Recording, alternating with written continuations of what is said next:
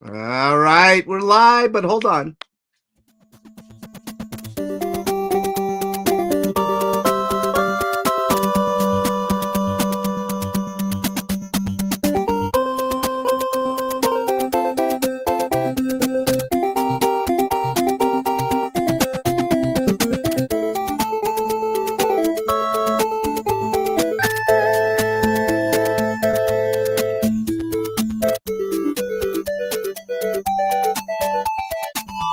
All right, everybody. Welcome to a very, very special stream. On my panel, I have the first special guest that you guys all know and love. Lawsuits for everyone. It's Ellie. Ellie, welcome. How are you? Objection. Oh, I'm fine. I'm sorry. We're not there yet.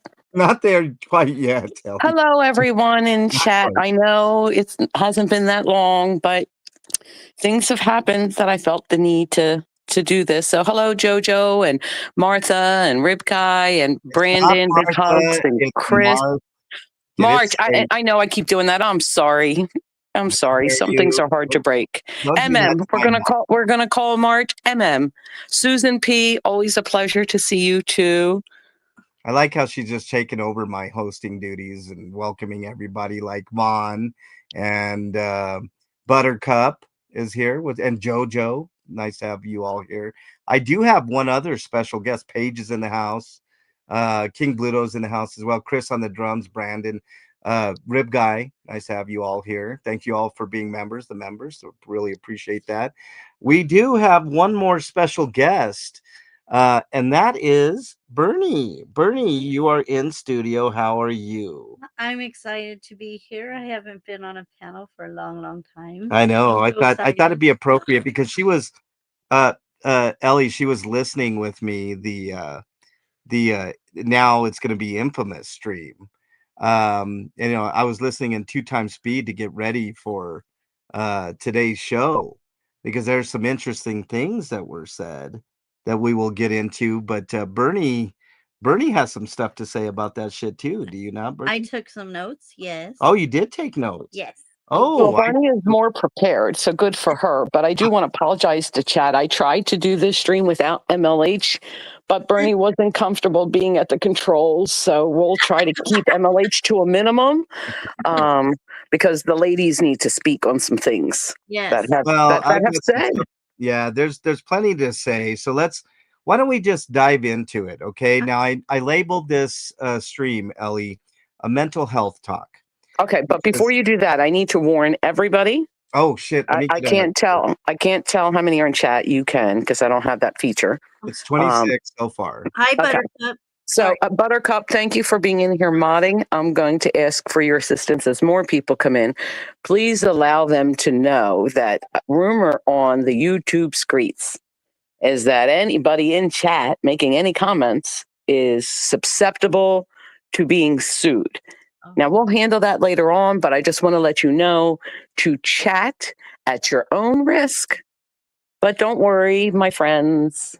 I do have assistance for you to protect yourself.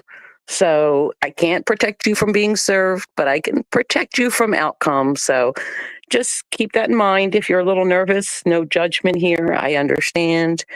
But since some things have been said on the record that have affected me, I think I have a good perspective. So that's why this panel is happening. Go ahead, Emma. We got to do some I do want to do a trigger warning. We will be talking about subjects that how do I put this, Ellie?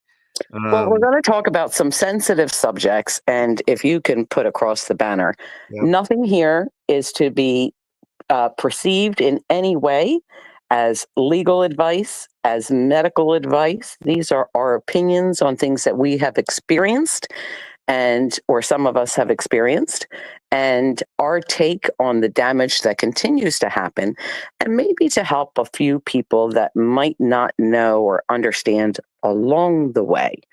So, Jojo, no, across the pond. Listen, legal papers can be shipped, just letting you know. So not safe, but I will see what I can do to help you across the pond. But we don't. Yes. So sensitive subjects are being discussed. Nothing is to be taken as legal advice or medical advice. Correct. Yeah, This is just a reaction stream to some things that are perhaps said that are not true. Clear the air on some things. Give people a different perspective. And truly, despite what anybody thinks, my goal is to see if I could help in any way for whoever might need that just from the journey that I have been going through. But I am no expert in anything. I am a struggling human trying to figure out life just like anybody else. So I am no better than anybody. I'm not putting myself on a pedestal, but there have been some things that have said that are pretty disgusting, in my opinion. yeah, yeah. Hold on, I'm trying to get this thing to scroll, and I'm having a hard time here. Yeah, I am too for some reason. Hold on. I gotta click out and go out. Yeah, hold on. I'm excited What are you excited for? because Ellie. Because Oh, Yeah. I'm excited because of Bernie. I love you, Ellie. I love you too. knock it off. Knock it We off. let you stay, MLH. Be thankful. Yeah. All right, here we go. This is There we the Ellie and Bernie show. Thank you. How dare you? How dare you all? Hold on one second. I gotta get rid of it. Okay, there we go. All right, we're all set here. So, Man Bear Pig is spiraling. I want to say that first and foremost. He's on a downward spiral. The first thing I want to talk about is he's admitted that and this is a small point in what we're going to talk about here, but he's already admitted that he lost okay, so he lost his other channel, Legal Wars, period. Terminated, gone, right? Mm. The other channel, his lore of DOA, his vaunted lore of DOA, has lost monetization.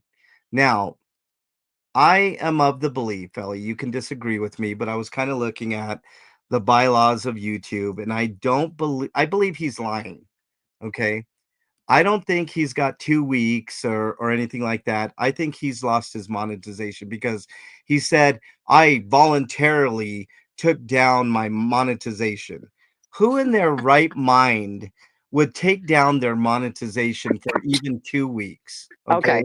So since you did not, in all fairness, listen to both streams in their entirety, I did.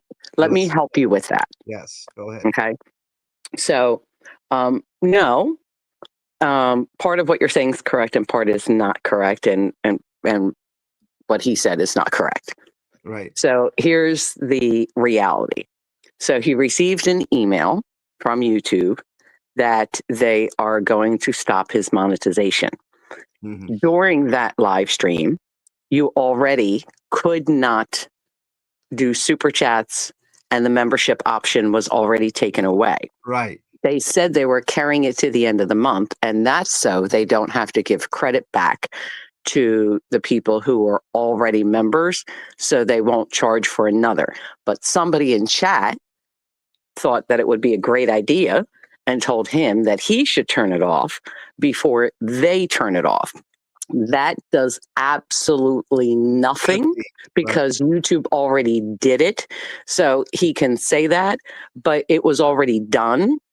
So in his second stream, when he said that he did it to take the power away from them, they already took that power away. Yes. From any more memberships or any more super chats being given. I think he thought he was going to stop commercials, but unfortunately he doesn't understand that he can have content, but that content is owned solely by YouTube to use as their discretion to put ads on whenever they deem fit. Yeah. They don't need your permission. Right. So that's the truth. So he might have turned off the button to say, don't monetize this stream and not going forward, but it was already done for him, I assure you, because the minute he said it, I clicked out and saw the join button was gone and noticed the $sign on the bottom. So he did not achieve anything, but he needs to be in control of that. So I understand it's hard that YouTube told you no more monetization. I don't understand all the parameters for it, but you're not in control of that. I hate to tell you, YouTube has the right to take any channel or to take any monetization away as they deem so. So sorry for your loss, Yeah. but Yep. that's the way it is. But Wait a minute. and I will do a Sorry, not spoiler alert. sorry. Sorry, not sorry. Well, true. I'm not sorry. I'm not sorry. But it's okay. He thinks YouTube doesn't want his money. No, YouTube decided that the money they were making off of you was not worth it. That's what they decided. So that's unfortunate. But are you blaming eBay because now you can't sell on eBay either? Oh, that's another thing he said. He said that he lost his eBay selling channel because of He cancellation. took orders and then didn't fulfill them and canceled them. And Yep. eBay said, them be against the rules. You can't keep doing that. So at some point, you have to look in the mirror, which, I'm doing too, to take accountability for oneself. And you have to take accountability for oneself. Hi, Cats. Good morning. How are you? Yeah. What's up, Cat Smoker? Nice to have you here. And Eviction 101 says Yeah. And his live yesterday was epic. He is losing his shit. Why does he think everything is against him? Like he's crazy. Yeah, well, it's like I said before, Bernie, when you weren't here, that every action has a reaction and every cause an effect. So listen, we all have to accept accountability for our actions. Yeah. And it's hard to admit when we're wrong with things. It's hard to admit when we make mistakes. Nobody likes to be wrong. It doesn't make you feel good. But I'm learning to embrace it because being wrong means that I can learn something else. He never takes accountability for anything. No, he doesn't. And listen, it's hard for any of us. I'm not going to fault him for that because accountability is hard, especially with the things he's facing. There's some serious accountability going on there, which he kind of did already on a stream a couple of days ago when he said that, talking about different protests, he mentioned that he doesn't support, people going out there and looting and causing fires and protest, and he doesn't support vandalism. Yeah. That was probably not the wisest word to use because that's what your charges are. So you agree with what you said is wrong. Good morning, Kim A. It's good to see you and Keeper. He just put his foot up his butt. Yeah, that was probably not really wise to say, but I agree with him. Yeah. That, I don't support vandalism in any kind of protest or physical assaults or anything else. We have to use our big words. And listen, I'm guilty of poor communication and I'm learning that. And I'm trying to communicate in a better way. It's not easy. I've learned, over the last year that my perception is my reality and your perception is your reality. It doesn't make us necessarily wrong, but we have to learn how to communicate better so we can have a better understanding of people. And that's what I'm trying to do. I don't want to be judgmental, not even of Scott, not even of him. I know that I still am. I know I'm in my fifis with some things, and that's going to take time. But it wasn't, like I said before, solely him. So this panel is to maybe bring awareness to some things that are really going on, which started with that 16-minute whatever mark, which I think is a good time to let people hear MLH, if you don't mind. Yes, let's listen to this. This is his own words. This now, trigger warning. Suicide is going to be discussed in the following segment of this. And it truly affected me, which is why I decided to do this, because of this comment that you're going to hear. Yep. And then the subsequent stream later. Yeah, we're only going to let I'm sorry for anybody who's listening. If you have any children within earshot, please remove them for a second because they should not hear these things. I do not, nor does the channel owner or anybody on panel support what you are about to hear or endorse it in any way, shape, or form. It is wrong and inhumane but you need to unfortunately hear it. So Yeah. Let with me. that, hopefully I gave a little delay so people could remove any small ears from hearing. It's going to be a little bit more of a delay because I got to go back here. Okay, good, because I don't want anybody to hear this. It's disgusting. Yeah. Yeah. And you know what? Maybe Kim, maybe I'm making sense, and he can't understand it. But listen, it's one of the reasons why. I know this sounds stupid, but it's one of the reasons why when I modded, I didn't want to block anybody. I don't believe in punishment forever. I just don't. Good morning, Cricket, and Carol and King Charles. I just don't, so timed out. I only blocked when the channel owner told me to. Um, it, I think everybody can be helped. I have to believe that, because if I don't believe that, then there's no hope for me or for my loved ones. And I truly think that we all get in our fifis and we can't help that, but we can learn from our mistakes. And if you cannot learn from what you are about to hear today, I would block you if I could do that, Dougie, but I can't when I'm on panel. So sorry. Yeah. But I love you. Good morning.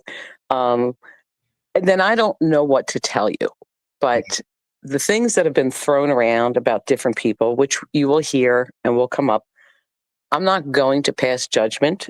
I might give my opinion.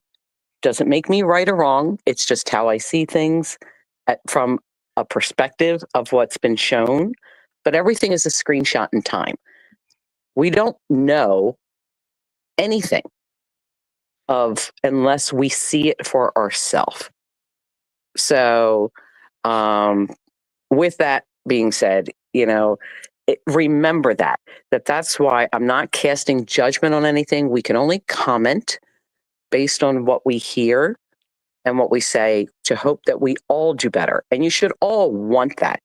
I still believe in accountability. I'm not taking back anything that I said, but there's a way to handle certain things. And if perhaps you need to take some time away from social media, like I have, and like I will continue to do, um, it it would probably be beneficial. And honestly, my recommendation for Scott, because what he's doing is not helping. Well, I will say he's going to have plenty of time away from social media really soon now. And it's not healthy for your mental health. Right. Let me get caught up on chat here, and then I'm going to play this clip. King Charles, welcome. Carol, nice to have you here. Cricket Cinema. Let's see. Blank Page says comment 988 and international links are on my page. Thank you very much, Paige. Let's see what else we got here. Did I miss Pooh is in here? What's up? Nice to have you here. Trinity Charles Ninja, haven't seen him in a long time. I know, Trinity. Good morning. Nice to have or you. Good afternoon. I forget where he lives, but it's been a long time. He's from the 1A. Right. Ingrid, nice to have you here as well. Good morning to you. He definitely needs a break, King Charles said. I agree. And this is one of the comments that he needs to take a break from. Here we go. Here is Man Bear Pig, aka Scott Hochstetter, in his own words. Let me raise the volume here. Here we go. And I said, no, this person is talking about suicide. And even though you might not like this person, you might think this person has bad intentions. I am not going to turn my back on you, because I want to be there to support you and help you. Okay? I want to be there. I want to be there because I felt it, and I felt it before, and I really haven't seen anyone use suicide as a manipulation. Okay, but I don't care. I don't care. You do what you think is best for your life. It's your body, your choice. I support the right to commit suicide. Stop right there. All right. There we go. Scott, say that? What in the world do you think gives you the right to publicly make a statement to people that you have no idea where their mental health is? You personally have stated about your mental health. You have in the past supported the unalive squad. Okay. You have allowed them to infiltrate my life for your content. You want to publicly make a statement that you support your body, your choice in the context of mental health where people should unalive themselves. That is disgusting. And if you can't see that, truly, my own opinion, not anybody in panel, anybody on chat, or anyone else, should really consider doing what I did last year and do some inpatient therapy. Because to make those comments is harmful, is reckless. You are responsible for that. When you okay that and make those statements, no wonder why YouTube does not want to financially support you. That is so grossly negligent for anyone. Vile. And you had the nerve to call yourself an empath? Yeah. Oh, my God. Yeah. Please stop. Stop with that. Your friends supporting that behavior. Somebody, anybody taking their life because of mental torture or trauma or post-traumatic stress or feeling a loss and feeling that is the only answer is a loss for the entire human race. Do you understand that? Anytime anybody does that, it is a loss for the world. And you not only condoning, but endorsing that shows who you really are. And your friends supporting that and being okay with that and not stopping that and being part of the gang along. And, I understand, people who are out here recently defending themselves against lies and things that aren't being untrue. But to encourage people to take their own life, saying that it's their choice, as if there is no hope, no reason to be positive or to reach out to somebody, to ask to somebody. That is a despicable comment. That hits so hard. And you think that you are some king. You want to be known. You want your recognition. This is your moment of fame with Scientology. That's not how we are seeing you. Mm. You are hurting people and you don't care. I am one of those people that you hurt intentionally, purposely, because of jealousy, because of greed, because of money, because of fame, because you thought it was fun to destroy people. And you continue this behavior a year and a half later, over and over again, because you think it's funny. You want to defend your friends and stand up for yourself by telling people that it's okay to unalive themselves. I'm telling anybody in chat, I know what it's like to feel alone. I know what it's like to feel like you can't wake up the next day, that you can't see color. You don't know between left and right and up and down because the world is spinning, and you feel that you would be doing the world a favor by not waking up one morning. The stress that you have, I know what it's like, and it's hard. And I know it's hard. And we all have good days and we all have bad days. If But anybody wants to go to his stream, it's the attack, never defend. Go to the 1630 mark. Those are his words, and you do what you think is appropriate. I think it's unconscionable. I think he's a horrible human being. I agree with everything Ellie just said. I was at a loss when Ellie went away and had to check in for self-care. Um, and I could not believe that I because remember, Ellie, you had mentioned this to me, and I was looking for it, and I didn't see it, and I finally found it, and I was aghast. I literally it literally took breath away from me to hear this man bear pig, this fucking moron, say these words after everything that has happened. I mean, he can't help himself. He's got some deep mental health issues, Ellie. But before you say that, I need to finish that. Listen, Yeah. struggling can be tough. And when you're going through things, you never know when post traumatic stress from anything can be triggered. But please get help. I am begging you to please reach out to whoever that you need to. When I did, despite what they want to say with people using suicide issues or suicide ideologies or anything else, listen, sometimes people do it for attention. Some people do it because it's real. I did not reach out to anybody. I did not reach out to MLH. Mm-mm. He had no idea until after I was already in a mental health facility and was released. It was my family. I did not reach out to my family. It was my husband.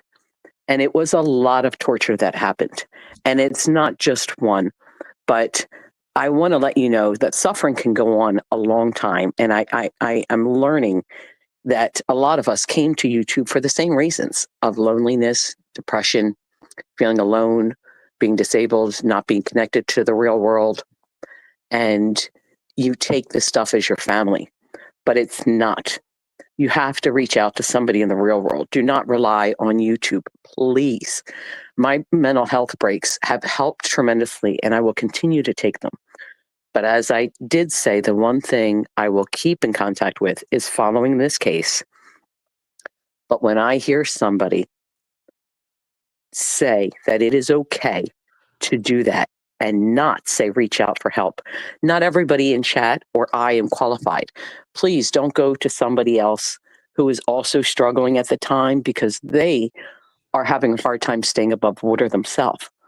But reach out to somebody who's medically qualified, professionally qualified, or somebody who truly loves you, who knows you, who isn't going to be judged, who's going to show you another way. It's not the fix. I'm going to tell you, it's not the fix. You're not going to learn that. You're going to learn how to cope and how to deal with things. There's no magic answer to help with stress of life or traumas that you've been through. Some scars are just unhealable. And I've been through them. But I will never condone somebody ever saying, your body, your choice, go ahead and take your life. It's not a big deal because I don't have to like you, but I can tell you that you are important to somebody. And the world loses every time somebody takes their life. So do not listen to him because it was absolutely disgusting. Yeah. And Ellie, shame on you. yeah, Ellie, do you remember when I first started this channel? I started my mental health speech, right? And Yes. I went through a whole ordeal with someone chastising me for that statement. You're not a mental health expert. What are you doing it for? Blah blah blah. You can't help anybody, et cetera, et cetera. You know why I started doing that? And it was very shortly after I started the channel, Ellie, and it was spontaneous because I had already done several homeless outreach runs, if you remember, Ellie. And I was watching these people and thinking about their mental health and how awful they're treated in the community. They're looked down upon by everybody, and I couldn't imagine the toll mentally that it would take on somebody to be out in the streets and have to worry about your next meal or stuff like that. Unimaginable, right? By the way, Pippi says at least he didn't threaten SA on anyone. How Uh, gross is that though, to have blood on your hands? Yeah, I'm Why sorry. would you want to, Bernie, is the How question. gross? How You gross know, is that to have if you blood on your hands? Yeah, if you recall when I was in chat yeah. one day, a couple months back, somebody in chat, and I'm not going to say who, somebody in chat made a comment that said they should do what the Nike slogan said and just do it. Yuck. And even though they were talking about Scott, I immediately got up on panel and Yeah. put a stop to that because I don't like Scott. Don't get me wrong. I don't. I know he doesn't like me. I don't care. I'm not trying to be his friend. Okay. I don't like selfless self, but I will not ever, ever be present or tolerate when somebody does that because you don't know. I don't want even Scott to harm himself, even selfless self, as much as they enjoyed what they did to me. I will not Oh, become hold them. on. Hold on. I got Is that me? I'm sorry. yeah, no, it was me. Oh. Say something, Ellie. Okay. Can you hear me now? Yep, go ahead. Did you lose me for a bit? No, I hit my mute button on Okay. that. But Kim A is right. Everyone is worthy. You don't have to like them. Do you understand? We're not going to agree with everything. We're not going to like everybody. We're not going to love everybody. We're not going to have everybody's best interest. But you should never want somebody to self harm ever, ever. You know, You are the problem the minute you want that. yeah. Go You know ahead, what I'm Bernie. learning about him? He's very, I forgot the word I was going to say. He does not have any care for anyone other than himself at all. Would you say he has no empathy? Empathy. That was Yeah. the word. Yeah. Sorry, I forgot. Yeah. He has no empathy. He doesn't care about anybody. I'm sorry to interrupt you. No, go ahead. No, interrupt anytime because listen, we all have a lot to say on this because Bernie, I know that you've been where I am. I know that MLH has. This is a serious thing. You know, you guys are taking trolling to such, and I don't mean you guys, but people on YouTube are taking trolling and to a whole new level. And there are consequences for your free speech. Do you understand that? Your First Amendment does not protect you from the consequences of the things that you are saying. Okay. There are laws in place for things like this and for things that you do. And I don't want to see anybody further go down this road. And listen, there's people on that side that can't stand me. That's fine. I don't care. You don't need to be my friend. I don't talk about you. Don't talk about me. Everything's good. But I'm truly coming from a good place with the things that I've heard in the last 48 hours that you are harming people. It would be in your interest to take a break. It would be in your interest to delete streams. It would be in your interest to do better, to be better. I work on it every day to be the best person I can be, and I don't always succeed, and I could admit that. But I have never desired or wanted somebody to unalive themselves. I have never taken joy in somebody's pain or misery or trauma or their story ever. Ever. The joy. What is wrong with you to take joy in that? To I've want to be discussed mean spirited? I've discussed this very subject before, Ellie. When you were up on that panel with Selfless and Man Bear Pig and Pearl, I've discussed the glee in which those three individuals took in your mental health being destroyed right before our eyes, right? There, to me, right, I'm not a big religious person, but there's a special place in hell for people that take pleasure in other people's pain and misery. You understand? And especially with good people, you know. It's one thing to not care if a rapist or a murderer goes to jail for life or gets the death sentence or whatever. We all have those feelings, right? Somebody that kills a kid or grapes a kid, then that it's hard to have empathy for those types, right? But it's another thing to know somebody that is good natured like yourself, Ellie. And there's been plenty of examples of this. Becky's another example of a person that's been through hell with these people, and you know, it's really hard for me as an empath myself. You know, you want to talk about an empath. I mean, Ellie, you know me, and you know the homeless runs that I've been on and how and the toll it takes on me, right? I've talked to you about this, and I've talked to Bernie about this. I mean, there have been times that I've broken down on stream because of the despair that I have to see when I do this. And I used to do it quite often, go out and do homeless runs, and I have to keep a um you know, a straight face and you know, hold my head up high and all these things, right? But I am a human being at the end of the day, and I have feelings. And to see all these people, which most people don't go through, don't go through that. They don't have to see the everyday despair that I was seeing sometimes on a daily basis, especially when I had a connection to food, you know, like a person that would give me food to give out.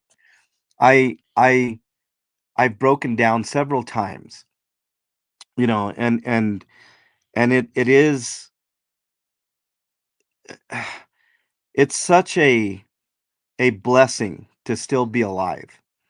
And that's why when I do my mental health speech, I say, make sure you talk to somebody before you do anything.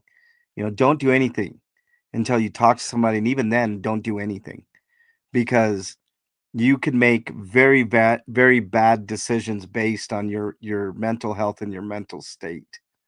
You know, um, and it's worthy of your life is always worthy of continuing. There is always hope, right? There's all this is why I offer my email address all the time, Ellie. I am not a psychologist or a psychologist or a counselor or anything like that, like I always say. But you know what? Sometimes an ear to listen, to actually listen, not just hear, right? There's a difference between hearing someone and listening to someone.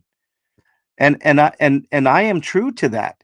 In email form, if I feel it worthy, I will give out my Google number. I've given out my Google number to several people. I can't give my real number to everybody for obvious reasons. I don't want that Google number being passed around to or not Google number, but my real number passed around to people that may use it for nefarious purposes. But I always offer my um, uh, you know, my email and my Google number when needed to people that I really truly feel need a voice in their life and need an ear in their life, right? Just getting out your feelings sometimes helps. And this is why I find it unconscionable that this idiot, and I am calling him an idiot because he's not an evil genius like the Gimp has called him before. He is nothing. He is nothing to be able to make those bold statements of I don't care what you do. I support, you know, your right to take your own life. Really? You support that? How about supporting trying to keep people from taking their own life? Right? The amount of harm that this guy has done to people, he has a lot of nerve and gall to call himself an empath.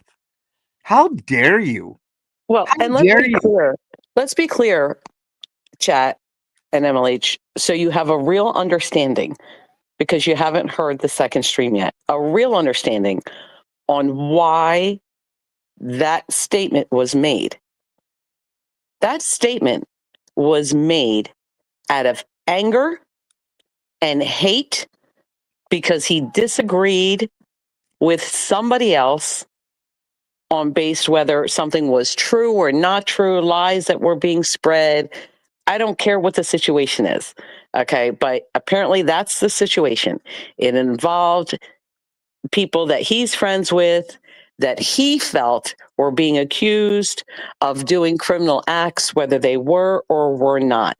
So, because of that hatred and that anger, you put out a blanket statement because of your feelings. Not that you've always supported this way or anything else. I'm not trying to put words in Scott's mouth. I'm going based on what your actions and why you made this statement. You made it because you were angry. Now, you did clarify in the next stream that you did not want Erica to hurt herself. But you should make a public apology to everyone who had to hear that disgusting words that it's okay for them to unalive themselves. You have no rights to make those statements without consequences. Do you understand that? You have no right to do that, nor should you. You are not the king of this world. And if you do truly feel that way and I'm wrong and you didn't do it out of anger, then you know what? Sometimes it's best to just shut your mouth. Yeah. Because words have actions and consequences and they hurt people. Just like the non-actions or words that you say that Laura did to you, your words have consequences and actions. Do you understand that? Yeah, all of your friends that want to be mad and you want to do this infighting and eating each other and turning on each other. And, you know, people in this chat can think that there's fun and games and they're here to watch the shit show and people self-explode. I'm just here to tell you that there are real people and real consequences behind this. Take all of the other judgment and all your actions out of it, of what crimes you may or may not have allegedly done or did do or whatever the case might be. You have consequences for the things you say. And every single person in your chat that did not say or speak up is just as guilty. And that is everyone, because nobody stopped you. Nobody corrected it. You know what they call that, Ellie? They call that complicity, right? And I know that's a real heavy word for the censored chat over there and for Man Bear Pig himself, complicity. Think about that. When I talked about investigations, ongoing investigations. I wasn't bullshitting about that. Okay. There are, and you mentioned something, Ellie. I came from the 1A community when I first started this channel, right? I'm a big advocate of free speech, right? And the First Amendment. But there are consequences to if you just want you can't say things willy-nilly and not expect there to be consequences, right? 1A is about speaking out against your government without those consequences. Correct. The 1A does not give you the free speech to go on YouTube or any social media platform or even out in public to say whatever you want. Right. There are consequences to that. The First Amendment is only that you are free to talk about your government without your government coming back and arresting you. Yes. That is the First Amendment. Stop thinking you can say whatever you want and it doesn't do harm, Right. because it does. It can do harm. Paige, I want to thank you, Paige, for this comment. She says MLH frontline journalism and activism causes PTSD. Self-care is a must. Not everyone can handle it. You're built different.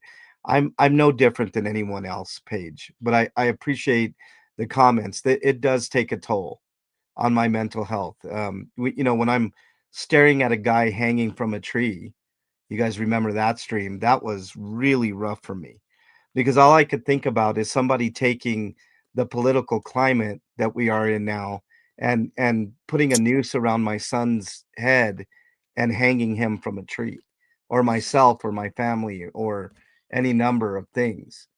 And those were the thoughts that were going through my mind. What a shame. What a shame. Can you please highlight Still Sassy's last comment, please? Yeah. Let me get to it. Let's see here. I'm a little bit behind on chat. Sorry. Dogs Rolls in chat. It was horrific. Dogs Roll. Let me keep going here. Sorry, so many comments. Which one? Still Sassy's. Still Sassy. You know, I gotta find. Go ahead. After it starts with after MVP. Yeah, MVP right. says after MVP destroyed her publicly, his Hags and Dave B followed up by taking another big dump on her to seal the deal. They all admitted they knew she was struggling. how careless. Which one are they That talking about? Erica is well, a multitude of them. It applies to a multitude. It applies to Erica. It applies to Melody? Laura. Melody. It applies to Melody. It applies to a lot of people. Listen, some of these people are lying. Some people say things for attention. Some people need to be larger than life. You know, you want to call them out for lies or things they said about you. I get it. You know what I mean? More power to you. You know, you should be able to defend yourself. But when you go on about somebody's mental health, discussing, you know, when they are in the traumas of things, whether you like to believe it or not, you don't have that proof and you risk what can happen. And you guys repeatedly, you know who I'm talking about, shit on this person. Listen, if she lied, bring out the facts, okay? Bring out the receipts on what happened. But do not encourage or attack somebody's mental health. You have no right to do that, especially those of you who have been in the mental health field. How disgusting. No wonder why you're not licensed anymore. Holy shit. Yeah. Holy shit. What gives you that right? Foxy, welcome. I didn't get a chance to welcome you. And Foxy, thank you for your comment earlier. I appreciate that. Yeah, Foxy says it was the Chi chat last night too. Pile on Erica by them all. Now look, Erica's a fucking liar too. I'm gonna call out something that is absolutely true. Someone told me that she got half of her money back from a bank. That's total bullshit. Either you get all your money back or you get nothing. That's the way it works with banks. Okay, there's no policy in any bank that you get back half of your money and after they're done with their investigation you get the other half. That's ridiculous. Okay, and MLH is right. I will, because listen, this has happened to me as well. This is where I will defend Chi too, because listen, things are not all black and white like people keep thinking. You know, this infighting is so ridiculous. But if Chi felt, and I did not hear it, but I don't listen to every stream, let's be honest. If she felt that she was being accused of a crime that she did not commit, she has every right to state the facts and show receipts of that. Every right. Okay. But that does not give you the right to suicide troll anybody when you're doing that. Set the record straight. I wouldn't want somebody accusing me of doing that either. So I agree with her in that aspect, but stop this suicide trolling thing, thinking that you have the right to do that. That is my only purpose of this stream, is to tell people that truly there is help and you guys are going too far. I understand that, you know, Erica's lying, Chi's lying, Scott's lying, you know, Julie B's lying, AZ's lying, everybody's lying. Everybody lies. Fact. Except Scott. No, everybody lies. If you want to say even a lie by omission, because they're going to give you their perspective, and their perspective is their reality and how they see things. So everybody lies. Clear the record, show the receipts, but do not suicide troll anybody ever. You deleted your stream because you knew what you did was disgusting. You knew that it was wrong. Show the record. Absolutely. You know, do I buy all of what Erica said? Absolutely not. Do I think she was more invested and wanted more with Scott? Yeah, probably, for whatever her own tragedies that she was dealing with after the loss of her husband. Okay, I'm not going to judge her trauma. Mine's worse than hers. Yours is worse than hers. Yours is worse than mine. This is not a contest. Stop with this contest of who has worse trauma in life. Okay. Stop with bringing in the personal shit, you know, the fighting over this, the feeling the need to dox. Listen, you know, let me tell you, I just want to address what I know about crimes of financial situations, being both from a credit card that I had and from a bank. This is what happens. When it's out of state and it's not normal, anything happens, the bank instantly shuts it down. They try to cut their loss and they try to contact you. Yep. You are insured, okay, where they will give you the money back. Now, I have heard these comments on, you know, whether they would or would not press charges as the individual. You don't have that right It's No. the financial institution Yep. because they paid you back and made you whole, and they Yep. are absolutely going to take financial charges, and they are not going to say, oops, oh, well, we'll Yep. just take the loss. There's absolutely going to be proof in whatever it is. Let it play. Don't accuse anybody of anything. I would be pissed off if I were Chi or anybody else and you accuse me of that without having that shit. But I know how that works. I've had where people tried in another state even for $1 just to see if it works. Instantly, it shuts down. They give you a new card. You're reimbursed because you say that it wasn't you. If they find out it's you and they gave you the money, not only will they take that money back, but they're going to go after you for it. So if that's the Right. case, then don't accuse Erica of lying either and that she just lost the money in gambling. Holy crap. Yeah. Nobody knows what the answer is. Let the financial institution do their investigation. Stop with this he said, she said shit The and just look, the banks make billions and billions of dollars. It's a loss for them. They do loss prevention. They do investigations, especially if the money's on the higher end. Like $5,000 sounds like No. Let me correct you on that. That's Right. not true. Banks are for profit. They are not nonprofit. They are not in it Right. to lose money.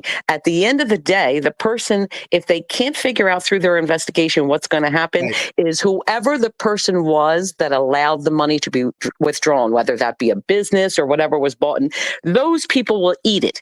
I assure you, the bank will never eat a penny of that money, No, whether because it was or right. was not taken. So it's just like a credit card. If a store didn't check an ID for whatever reason and somebody fraudulently used the card, your Visa or your MasterCard will put a hold on it, and the company that sold the goods will Yep. absolutely eat it. Well, That's the also, way it goes. right. Now they Also, then have insurance. right. Now, also, if there's some weird circumstance where they really literally cannot find the person that did it, the credit card company will have a tax write-off on that quote unquote loss. So you're right. They are for profit 100%. Let me get caught up on chat here real quick. From this, I know says I want to throw in here. He's the one that plays people against each other. He's the one that fuels those fires, and it's largely untrue, usually, as a lot of us have experienced. I agree with that. I mean, I'm he's, sorry, what did she say? I missed that comment. Can you highlight that again? oh, yeah, I got to go back and get it. Sorry. Hold on. Let me find it. Sorry, I want to see what from this I know says, because I know her name was mentioned lately too, and I'm sorry for that because apparently you're still on somebody's mind. I want to throw in here, he is the one that plays people against each other. He is the one that fuels those fires, and it's largely untrue, usually, as a lot of us have experienced. I agree with that too, and the problem is people feel like they need to take sides, and they need to prove loyalty and prove friendship, and that's by destroying what somebody who considers them their enemy instead of, listen, I might like we'll just pick anybody at random. I might like Kat's Mocha, but MLH might not, and Bernie might like Buttercup, and I might not. Now I like all of you, don't get me wrong, so I just use you guys as safe examples, but I can try to maybe help educate, my friends on giving them a chance, but I have never, and my friends will tell you, and anybody on YouTube, I have never said, oh, I don't like this person, don't talk to them. I've never said, oh, I'm not friends with them, don't mod for them. Never. Listen, we're different. We're going to maybe I feel this way about this person today, but maybe 6 months from now, I might not. Okay. We all have a different of opinion, and opinions can change. But when you hate somebody because somebody else directs you to, or has that mentality of it, my issues with Scott are with Scott. I've never asked anybody to choose sides. I have, and again, for the record, have asked MLH not to do DT. He will tell you. I said, please don't do this. Please don't discuss me. I'm sharing with you as a friend my thing. And for a while he did, but I'm glad that he didn't listen because he's helped a lot of people and given a safe place to come. Hello, Becky, my friend. I love you. What's up, He's Becky? given a lot of people a safe place to come to and to discuss this rationally. Now, do I agree with everything they say on DT? No. Do I think sometimes they take it too far? Yes. Are they still my friends? Yes. I don't have to agree with everything MLH does. He's still my friend. We talk about it. We talk behind scenes. I tell him, I think that might have gone too far. I might not support that. Becky knows. I've even, not that anybody needs to know the details because I won't, but there was something that happened behind scenes that involved Becky. At some point, I was involved with it. I made an opinion about something. I was wrong. I said it behind scenes, so it stays behind there. But Becky will tell you that it devastated me. It was hard for me. I went to Becky privately and apologized to her. I told her 100% of what happened, why it happened, how it happened, the reason I was wrong, that I did it. Hello, Nora, welcome. She says, I'm lurking and listening. I just want to say thank you for doing this very important talk about mental health and how free speech has decayed into just barfing, disgusting all over each place. Listen, I'm going to change thoughts for a second. I want to address Nora MLH because this is really important. Listen, Nora, I want you to hear this, and I want you to hear me very loud and clear. I have seen a lot of things that have happened. I do not agree with everything that you have always said. Because I'm an individual, I don't have to. Here's the secret. I don't even agree with me 100%. But I want you to know that you are valued, that you are important, that I love you as a human. What is happening to you is disgusting. The people taking sides and the enjoyment in what is happening to you is foul. People who cannot separate their personal opinions is awful. And I want to let you in, even though this was going to be for later, I want to let you in on a little secret. So since this was going to be later, but I need Nora to hear this because I don't know how long she's going to be here. I want you to hear this. And everybody, there is 100% illegal. It is a crime to file frivolous lawsuits. Do you understand that? So I'm going to read, because I know this from personal experiences and even with an attorney that happened 10 years ago in my life. Filing a frivolous lawsuit can lead to serious consequences, including financial penalties and other sanctions for both the individual and their lawyer. A frivolous lawsuit is a legal claim filed without any factual basis or legal merit, often with the intent to harass, delay, or intimidate the opposing party. Stop using your platforms to go after somebody who you knowingly have all admitted that you think she has mental health issues. So you believing that fact and still doing what you are doing to Nora is disgusting.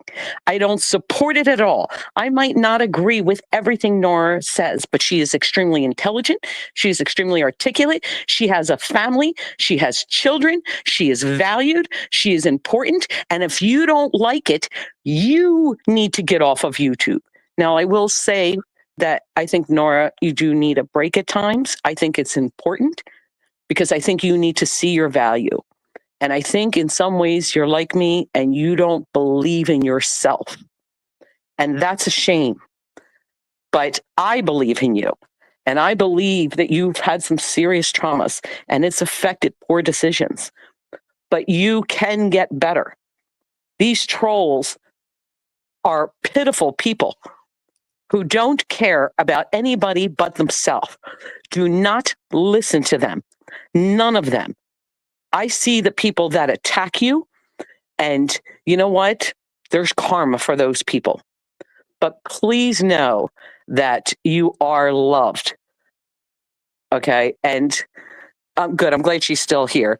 And Nora, listen, I know that there were issues. I think from over a year ago, you might have said one thing or another, but you've never judged me.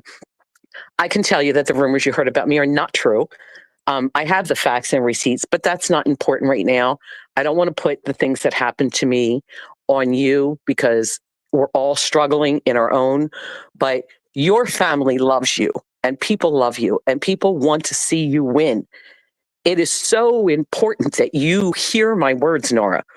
It is important that you know that you can win. It could take years. It could take the rest of your life, but every day is going to get better.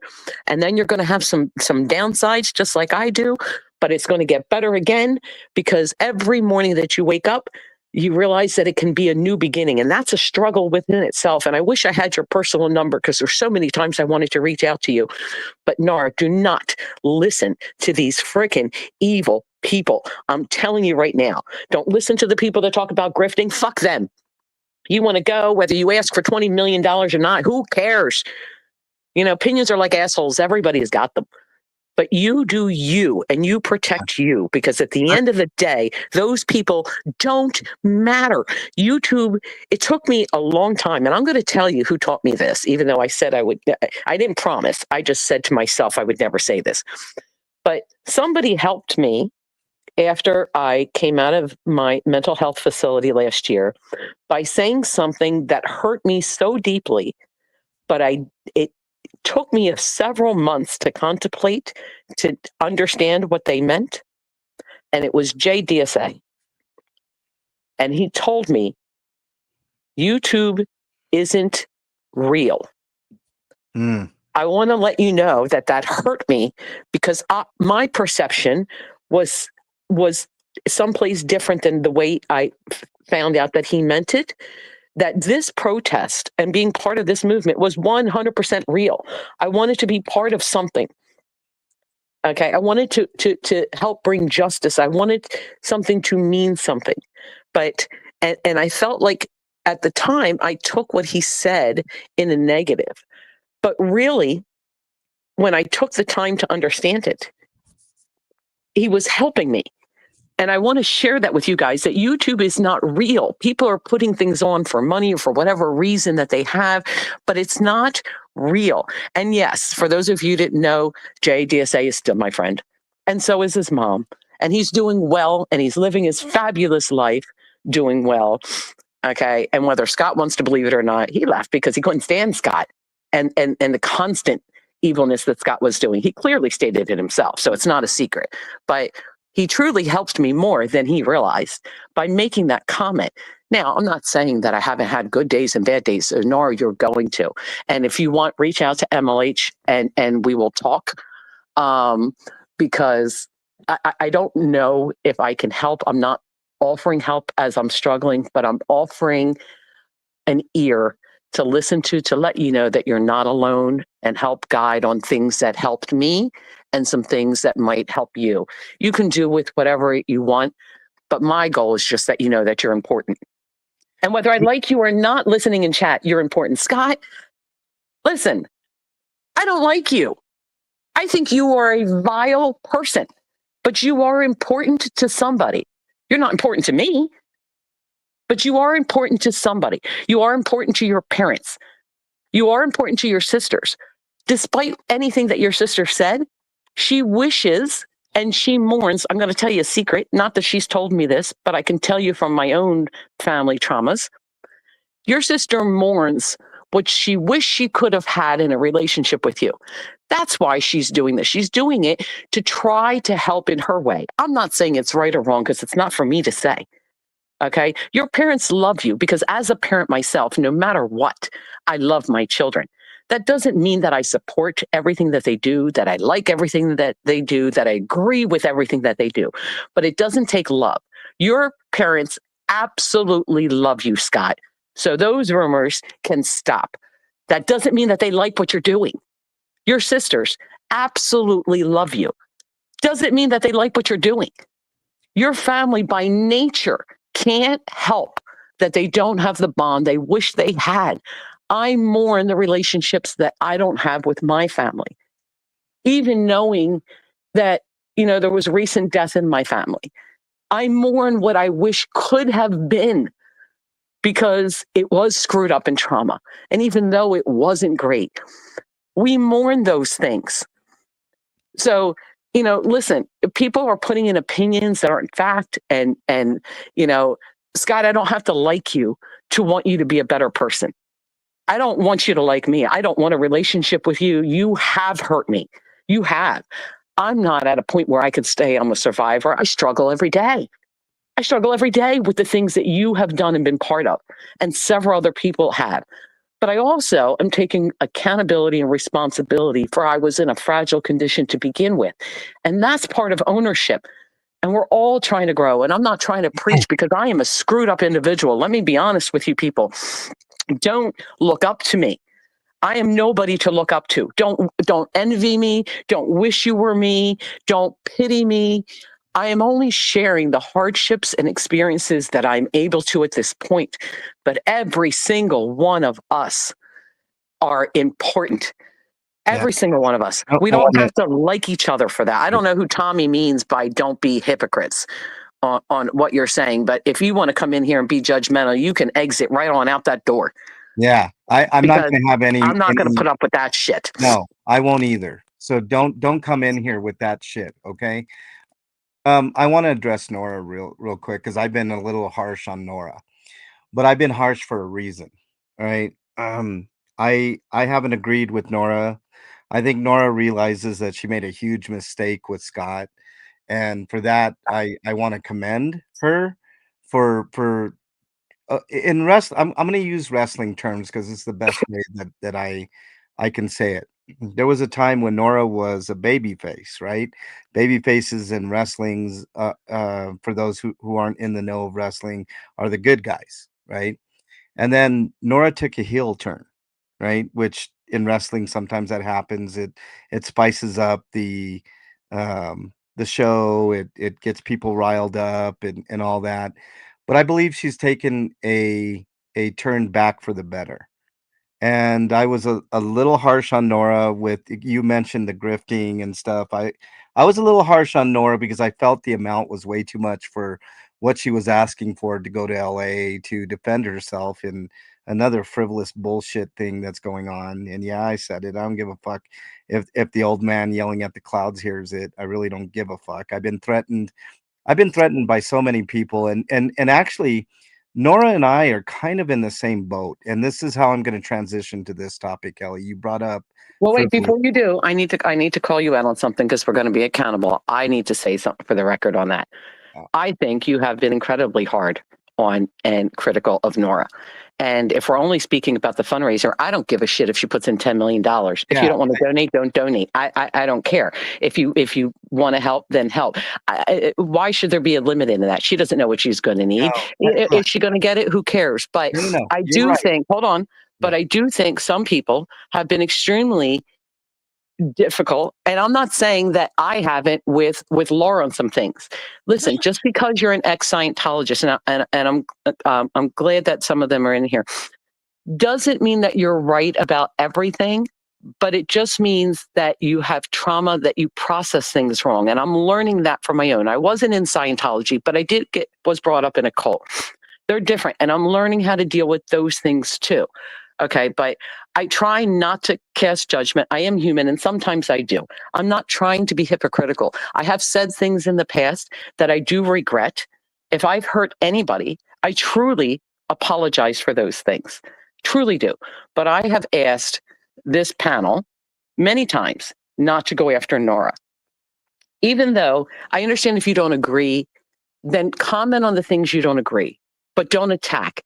Because I could see that Nora was in a fragile state, even though she wasn't at that point. And a lot of us can see it. And it's what you do with it. Nora doesn't know me. So me to go into her chat is going to be like, fuck off, Ellie. You know, I'm not going to listen to you. I don't know you. I've heard some shit about you. So I never have because it would mean nothing to her. You know, she's never listened to me or understood my story. And I've never shared all of my story. Why? Because they're freaking evil trolls out there that want to be hurtful. I am on a journey of life that I have struggled with since I was born through no fault of my own. And because of that, and not getting help where I needed to, I've struggled and I've made some really poor decisions in life. I have some absolute regrets that I struggle with. That is extremely hard for me because I can't forgive myself for them. And when you have those struggles, holy shit, when you can get to that accountability, facing that, you are always going to be harder on yourself, but living with those struggles is hard. So, Nora, anybody telling you that you have to love yourself, it's hard to love yourself. It is so hard. I have struggled with that. This is important. I have struggled with the concept of people who say that they love themselves, because I can tell you at my age, I don't know that feeling. I don't know the feeling of self-love, because I've always and still don't feel that I deserve that. I know it's something that I got to work on. I hear pretty flowery words of what people say. I've had therapists say it. It doesn't mean that it changes in my head, because I haven't found my self-worth yet. There is a lot of pain, and I think you guys can hear that. There's a lot of struggles, and we've all come to this platform for different things. It's hard, but I feel Nora's pain. I do feel Laura's pain. Laura needs a lot of help. I can see that. I don't mean it to be nasty, vindictive. I don't mean that when I say that to Nora or to anybody. I think we all could do with mental health. Does it need to be a psychologist or a psychiatrist? Well, that only means that they passed a grade in college that says that they can hold this license so they can pay insurance. Does it mean that they're the right person? And do you know how many therapists I've been through, how many you have to go through to find it? Because let's talk about therapy. Therapy, you go and pay somebody. I call it RAF, RAF, rent a friend. You pay that person to want or to see your side, because let's be honest, they're going to blow smoke up your ass too, because they want you to keep going and keep paying. So it's hard to get that right therapist that truly has it versus just saying, oh, Ellie, you're the best person. And sometimes you just need to separate from life. And, sometimes family isn't great and you got to let go because you can't fix that. But, you're so wonderful. No, I don't need a therapist to tell me that I should let my family go or I should let my friends go. No, that's not somebody that I want to pay. I want to hear that I was wrong. I want to hear how I can have better coping mechanisms, how I can find to be a better person, how I can not be hurtful, how I can communicate better, how I can not say things out of anger, and I can let somebody know how I feel. I want to think for myself instead of, being brought up in life that government and police and society needs to think for me. I mean, I'm a scatterbrain and I know I'm all over the place, and half the chat's like, holy shit, she is screwed up. But at least I can admit I'm screwed up. I'm 100% screwed up. You know what I mean? Which is why I'm telling you, I'm not trying to tell anybody that I am any better. But when I see people trolling with suicide and telling people and encouraging people to not reach out, or saying that people are faking, a mental health condition or whatever, what gives you that right? Shame on you. And you did not go to Nora's trial because you wanted to support her, even though she didn't support you. You were there for the shit show, which you admitted yesterday. You were there to mock, not to help. Don't give me that bullshit. Let's call it out for what your words are. I'm not guessing, Scott. You said it. Shame on you. Don't you say you stand against Scientology and the abuses when you can do what you're doing. I'm not saying that all ex-Scientology people are right on everything they say, because nobody is 100% right. But your intentions were not pure. And you continue to show that. And so do your friends. And that's where I have to put a stop to this and let you know that, listen, this is the raw me, people. Like it or not, I'm not asking any of you. I'm not trying to ask anybody to take on my trauma. I'm just trying to share with you the experiences that I've had, the harm that I have, the things that can set you off, what people can do, that there are consequences to them, and what happens. And you should never want ill. You can want accountability. There's nothing wrong with that. You can want people to face, the court system, to be charged with the crimes that they are. You can want all of that, all you want. Nothing wrong with that. You can call people out for lying on you. You can defend yourself.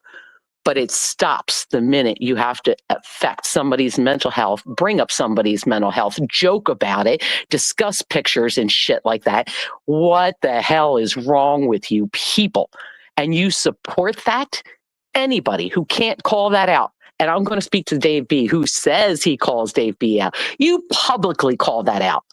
Because if you can't publicly call that out, you don't have to like me, but you have to say there's no way you can support that behavior, or you are not only complicit, but you are part of it. And it's disgusting. It's disgusting. And it has got to stop on all sides. All sides. You're welcome, Susan. All sides. I'm not saying MLH and DT are all right. I agree. They go too far sometimes. I agree. They don't do it with malice, though. That's the difference. They don't do it with malice. What you guys do is malice. They have never said to take your life. Never. Yeah. Have they gone too far with some of the prison jokes? Yeah. I think that they haven't been clear on the verses of what they wish would happen, want to happen, or situations that do. I've been I very agree clear. with those things. But you know what? Hold on. I cannot agree with anybody not standing up to Scott and saying what you said was wrong. And you owe it to all of your supporters who suffer an apology, or anybody who had to listen to that, or God forbid, anybody who comes across that stream, because there are legal consequences to that. Go ahead. I'm sorry. All right. I want to, for everybody that I missed in chat, we do have a rock star in chat. Ellie CBF is in there. Fucking rock star. Oh, I love CBS. I want to finish my point with Nora. You're absolutely correct. Whatever Nora was asking for, I'm going to take culpability in this, because you know what? That's what real men do. You can ask for whatever the fuck you want. And to Nora's credit, she did lower her expectations for what she wanted to get for going out to LA and battling those frivolous fucking dumbass ROs that are being thrown around like fucking candy out there. So that's a point I wanted to make to Nora. And yes, Nora, this means you got the redemption arc of the Rock, maybe John Cena. So she knows all about the wrestling heel and face thing. So and I am, you know, I'm glad you came in here, Nora, because you were an enigma to me. Because you had such a strong thing going. I think you let your head get to you, and Scott get to you, and look, we're all susceptible to con men, right? So, have I been a little too harsh on Nora? Maybe, but I think sometimes you do need to have people that put you in check, and I've had it with Ellie. Ellie's put me in check several times. Um, for different things that I've said on stream, not on stream, things that I've done, things that I haven't done enough of. And it's a continuing ongoing thing. Everybody learns as we go along, right? We're not all knowing. We're not all encompassing in our knowledge and facts and reason and logic and stuff. And I purely work off of logic. Logic is what drives me. I mean, if something is logical, then I can understand it. I had to go through a lot of therapy after my separation and subsequent divorce from my ex-wife with logic. And one of the things that I can share with you all is my therapist at the time said love is not logical, and that translates into so many different things in life. You can't always look at things through a logical lens like I always tend to. So it's an ongoing um journey for all of us to understand that we need to always strive to be better. Nora says, thank you, MLH. I'm trying to still raise funds. I have another hearing at the end of this month and I have a lawyer now, and I want to pay her what she is worth. Well, there you go, Nora. She listen, I know this wasn't part of the plan, but if we can kind of change things, because I just think how important this is. Nora did say if you email her a link, she'd like to come on panel. If that's okay, I would really love for her to come up on panel. I think it's really important to this, if you're okay with that. Yeah. I can get it to her another way if you want. I can text it to somebody and and they can get it to her.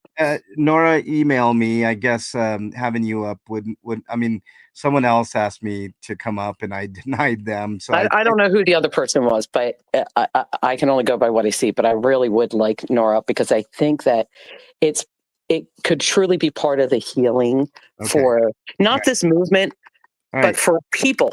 All right, for people individually. Yeah. Okay. So I will allow Nora. The other person was Becky. Becky, I'm going to have a live with you at some other time. I promise you. I did not expect. I mean, I didn't see Becky. I'm sorry, Becky. No. She texted me personally. Oh, okay.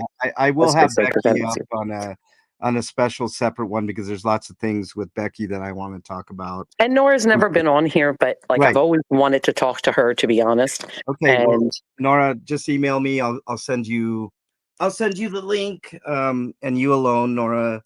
But I want to. Well, you could put in chat. Nobody else is going to come up. It wouldn't be good for anybody else. Okay, I guess I'll do that. Let me just put it in chat. This is for Nora alone. Nobody else. Click on that link, please. You will not be added. I promise you will not be added. Here you go, Nora. There it is. I want to transition to something else, and then we'll talk about a lot of things with Nora here. And we still have Bernie here. We still have Bernie here.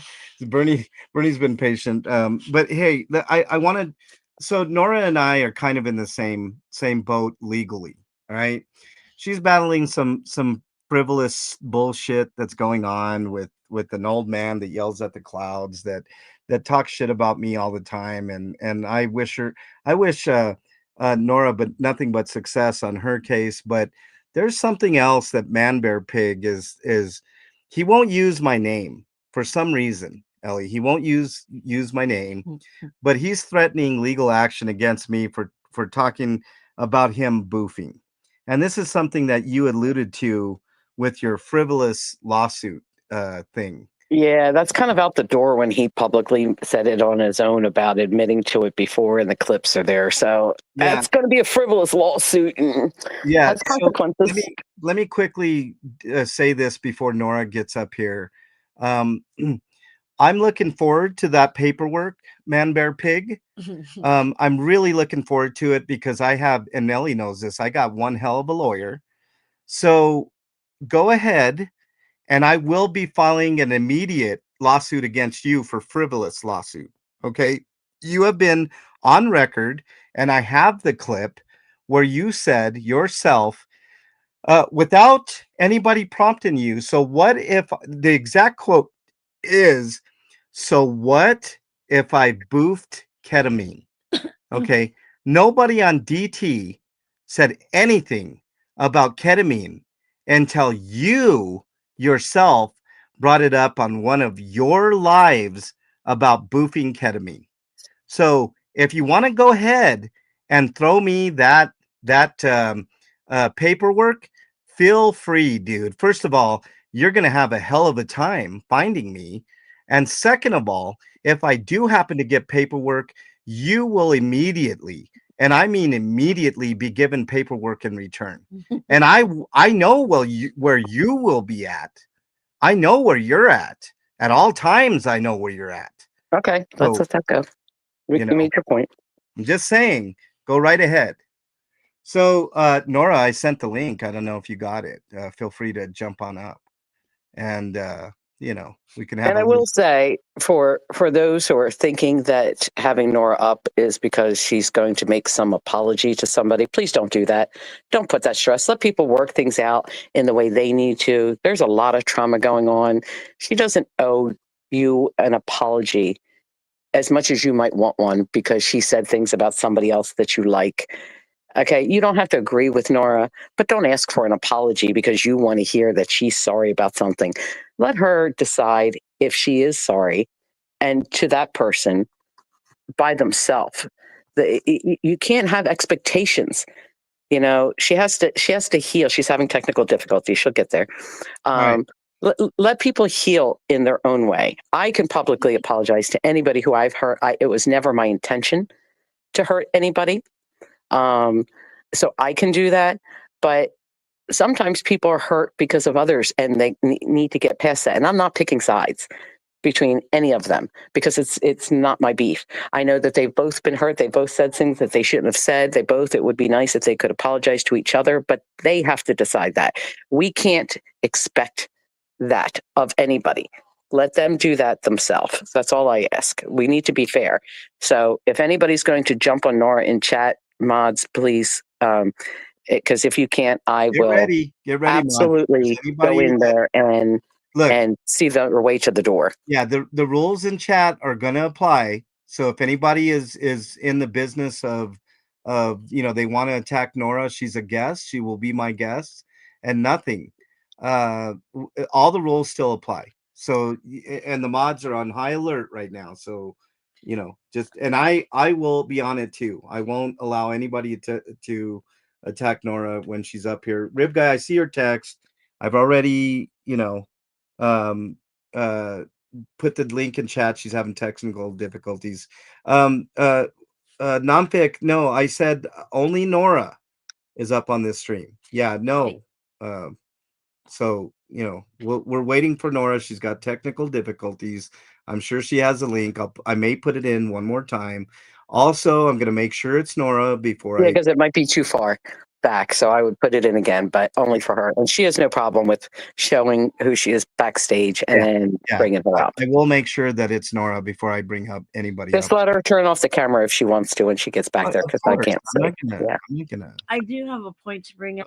I have a point to bring up, but I don't want to bring it up till the Go ahead. time. Let's do it. No, bring it up whenever you want. We're waiting for Nora. I was just gonna say that I don't think Chumley loves. Or wait, what am I supposed to call him? Man Bear Pig. Man Bear Pig. I don't think Man Bear Pig loves anybody but himself. Yeah. And I think that he is the only cause of his issues. There's no one else to blame but himself. And those are the two main points that 100%, because you listen to the same stream that I listen to, right? That's a great hey Marth, thank you for being here. I really appreciate it. Thank you. Grace Nobody's in here. Jojo Bananas. Have a good one, Marth. Appreciate you. SJ is in there. From This I Know. Becky, I didn't get a chance to. Absolute rock star Becky. Rocks in a Box. That piece of shit Dougie is in there. Paige, I don't know if I addressed you. Afila, I addressed Susan P, another rock star.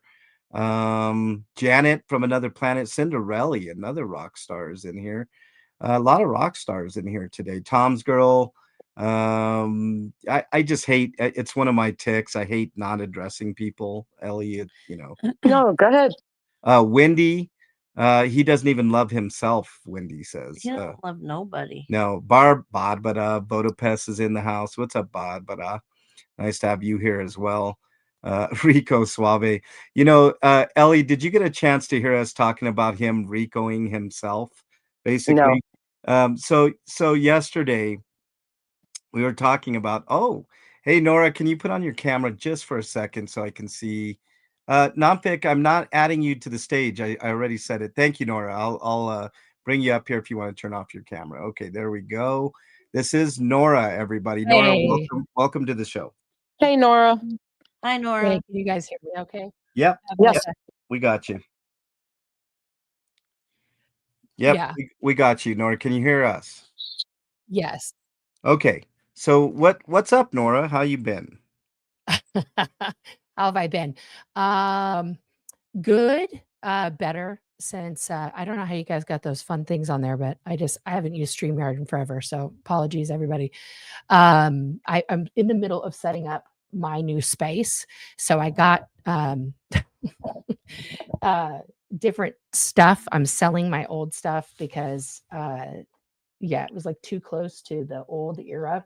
So I went with like this super budget setup from a company called Fifine. Have you heard of them? I have not. Okay, so Fifine is like if you want like to ball on a budget, then you can. And I needed a better arm that was like a lower arm because it was coming on the side of my monitor, which sounds really stupid. But yeah, it's just trying to figure. I have a new interface and stuff, so I'm figuring everything out. So this is actually the first. I'm glad I'm working through some technical difficulties here with you. And if it sounds good, that's fantastic. But Your sound is a little off, Nora. I don't know it's what that off. is. It's It's we can weird. hear you clearly, but it sort of sounds like you're like I don't know. There's some like leveling She issue. might need to Right? do Yeah. echo cancellation. Yeah, maybe echo cancellation. I don't Yeah, I think I need to do that because I feel like I'm hearing myself. Yeah, echo cancellation might help if you just click Yeah. on the setting there, and it might help you a little bit. But we can still hear you and we can understand you, but Okay. it just kind of Yeah, it's weird. on actually, Yeah, which is weird. wobbly It's is probably me. So turn it off and then turn it back on. Do what? Oh wow. Now you Wow. sound like wow. You were messing with you sounded like the devil there Or for a Chef second. from South Yeah, Park. Chef from South Park. Wow. Now I'm stuck like this. Wow. Now you sound like a chipmunk. This is crazy. Wow. She's got some effects This going is on. yeah. Oh Lord, Because now I push You mi- something and you I might can't need get to out of go off and come back. Yeah. Your your So sounds it's all over like the you place. took in a helium balloon. Yeah. I know, Helium. right?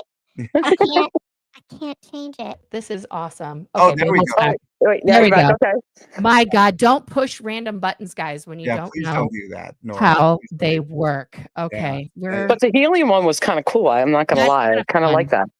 That one was kind of fun. Yeah, I won't lie about that. That was fun. Okay, there we go. Now I sound better. I don't know what I did. Who I- knows? Okay. I have a question for you, Sure. Nora. I don't want to get too much into your legal case because I don't want the man yelling at clouds, the old man yelling at Sure. clouds, giving me an RO for whatever fucking reason. Um, You're probably getting one just because I'm here, but well, that's probably, that's but fine. whatever. Why was it? I didn't get the full scoop. Why was Mhm. your court case continued?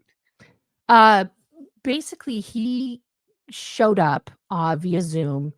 And I, like I didn't announce that I had a lawyer. I was announcing for several weeks that I was fundraising for a lawyer. Um, I don't think it was the lawyer that everybody thought that I was coming with. But it's basically, I mean, it's the same. I can say it. You guys all know it's the same lawyer as Mindy. So nothing too revolutionary there.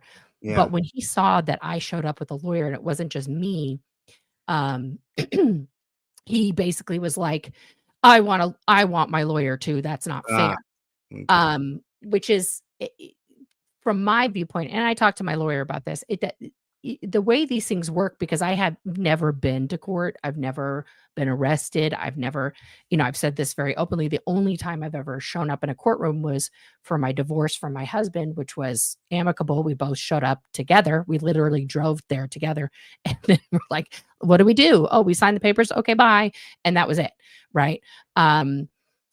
So this has been a very interesting, daunting experience where my thoughts about it, obviously I've seen every episode of Law and Order and like all these other legal shows. It's nothing like that, especially in a civil hearing.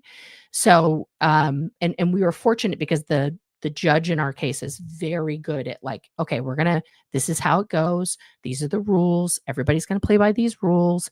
And I'm listening. And she didn't, in other cases that I was listening to, she didn't allow like completely irrelevant information to be entered into the record in any way, shape, or form. Like there's a point where everybody gets to ask each other questions, both sides. And if one of your questions is totally nonsensical, like there was two neighbors that were having a fight, and the petitioner was like, she named the woman this guy lives with, and she's like, "Is that your legal wife?" And the judge was like, "That's irrelevant. Like we don't care." So it's interesting going into this thinking these are the things that people should care about, right? But legally, also I found out at the end when we were, getting rulings, I got clarification because there's been, 3 weeks of my life where he said, you can't say my name, you can't say all this stuff, I'm going to get criminal charges. That's all not true.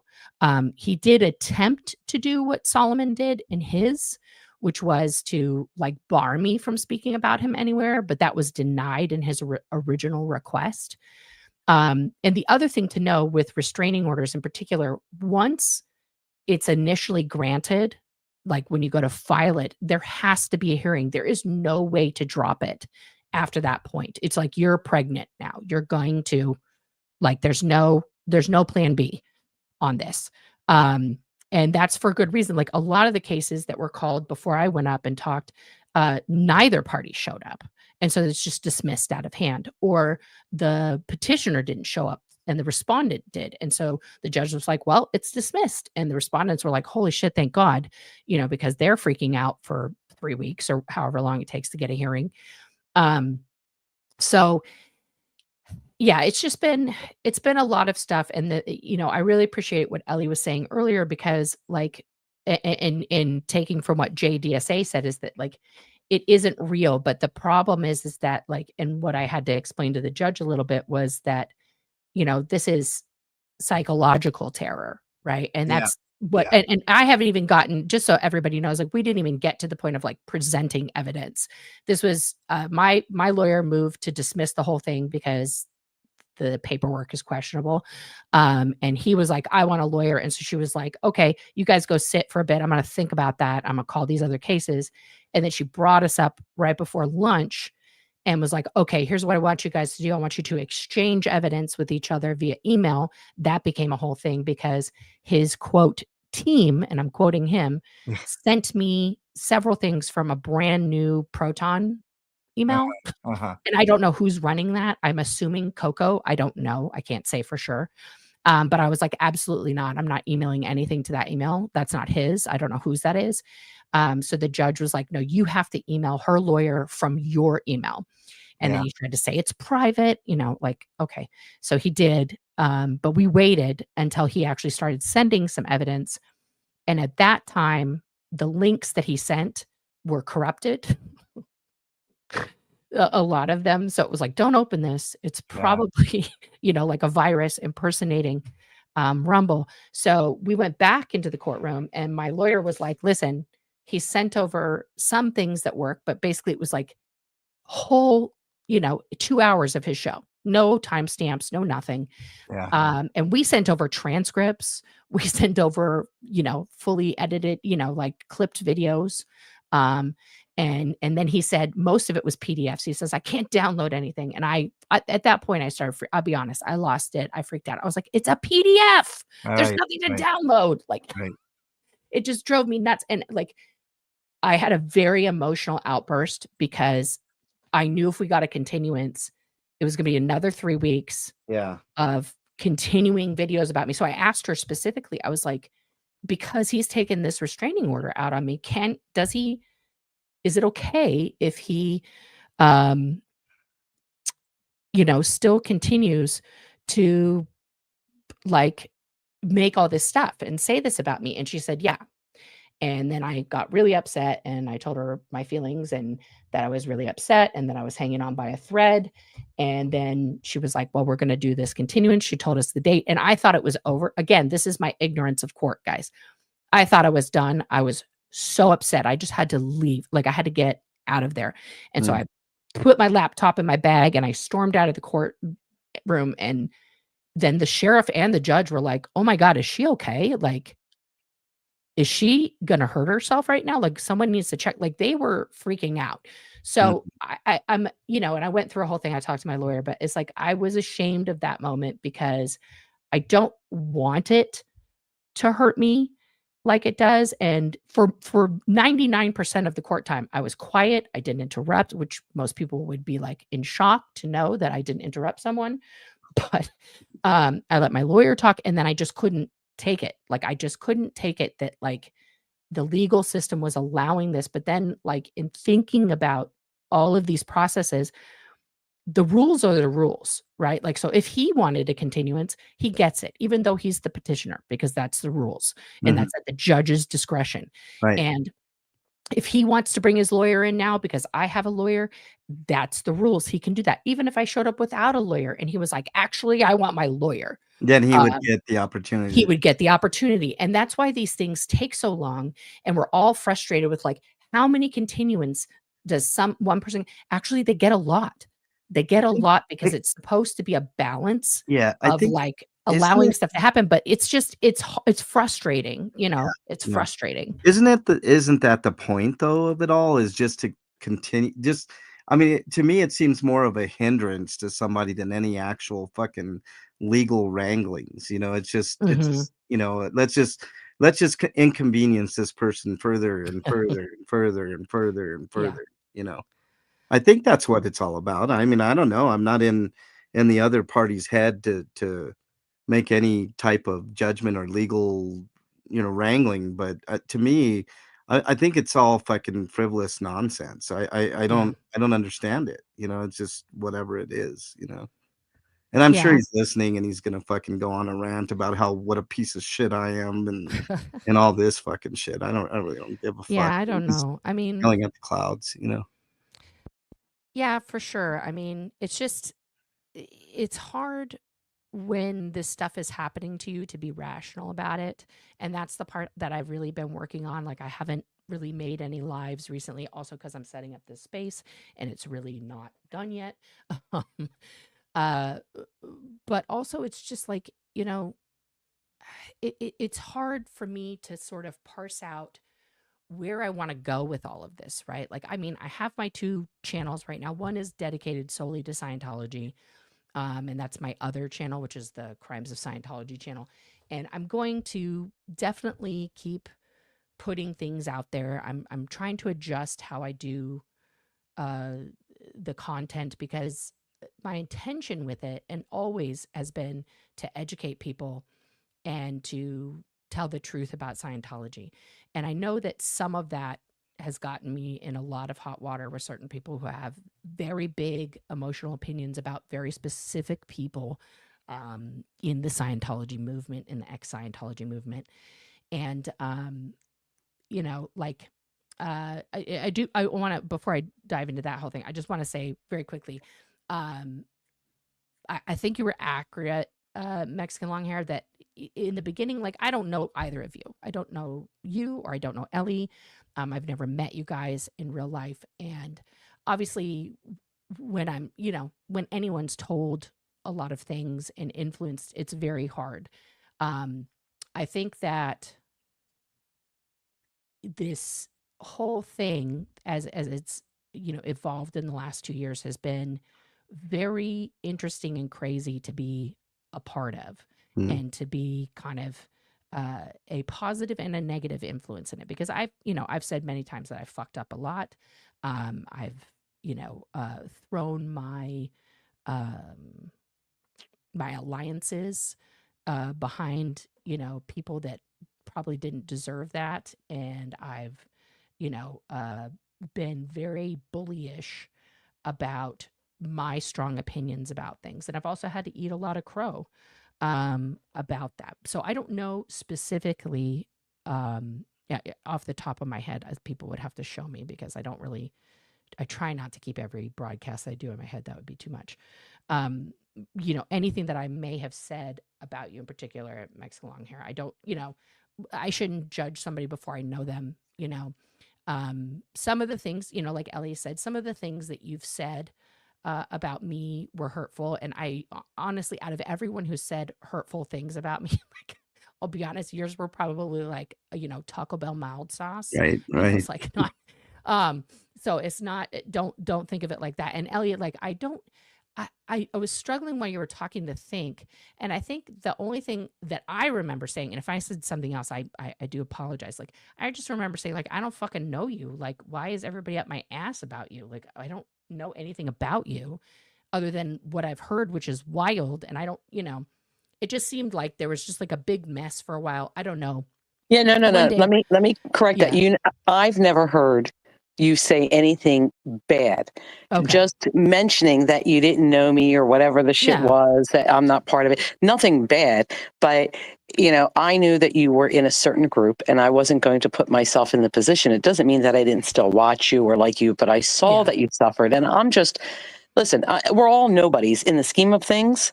And it's what people say and people that know you that are going to sway decisions. Mm-hmm. And it wasn't for me to do. So I would just silently lurk, doing my thing. But I have watched from the beginning, you. and watched the struggles of things that happened. I've watched you bounce back and forth, but I understood it. And I understood it because I could put myself in the scenario. And listen, I don't want anybody to go crazy in chat right now, but I'm going to bring up, oh my God, I'm going to bring up Aaron Smith-Levin. Holy shit. Okay. Everybody Oh, no. calm down. Oh, Calm down for no. a second. And let me just say this. We're in it. I am not picking sides. The issues between Nora and Aaron, who have known each other for years, is between them. They both, in my idiot opinion, have said things that they should not have.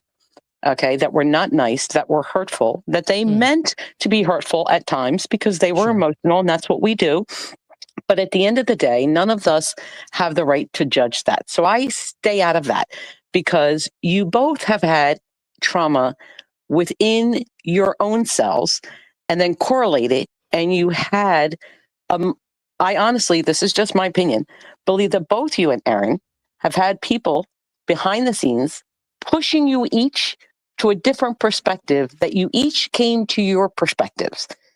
And that is not reality, but it's hard to see when it's happening. I had to reflect in the 6-7 months that I disappeared, came back for a couple months, disappeared with a couple months. I think there can absolutely be healing, which is why I said when somebody said they'd like to see you apologize. I personally would not like to see you apologize publicly to Aaron Smith-Levin. If that is going to happen, I think it should happen behind scenes first for both of you as healing.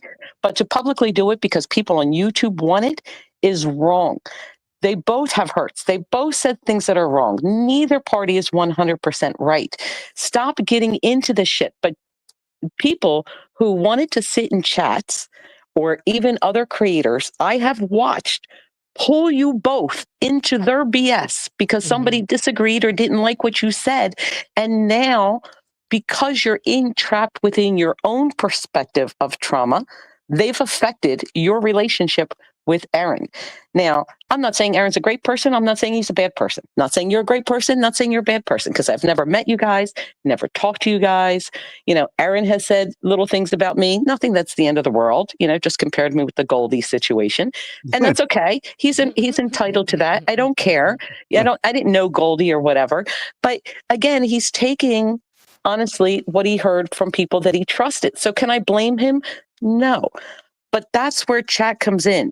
You become part of this and you affect real life. So when I say that YouTube's not real, I mean that it's not real, but it does have real consequences. Yeah.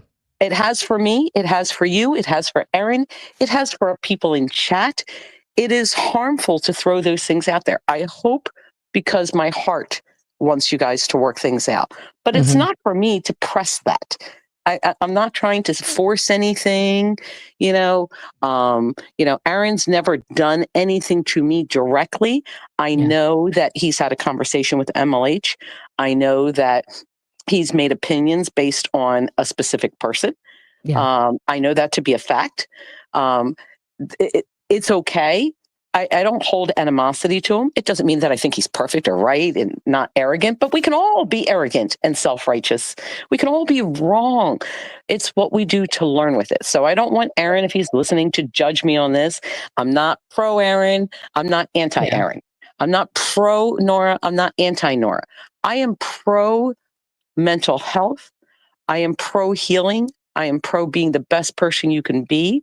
If I can help anybody, regardless of whether you're on YouTube or real life, with sharing my trauma or experiences, I'm happy to do so. Yeah.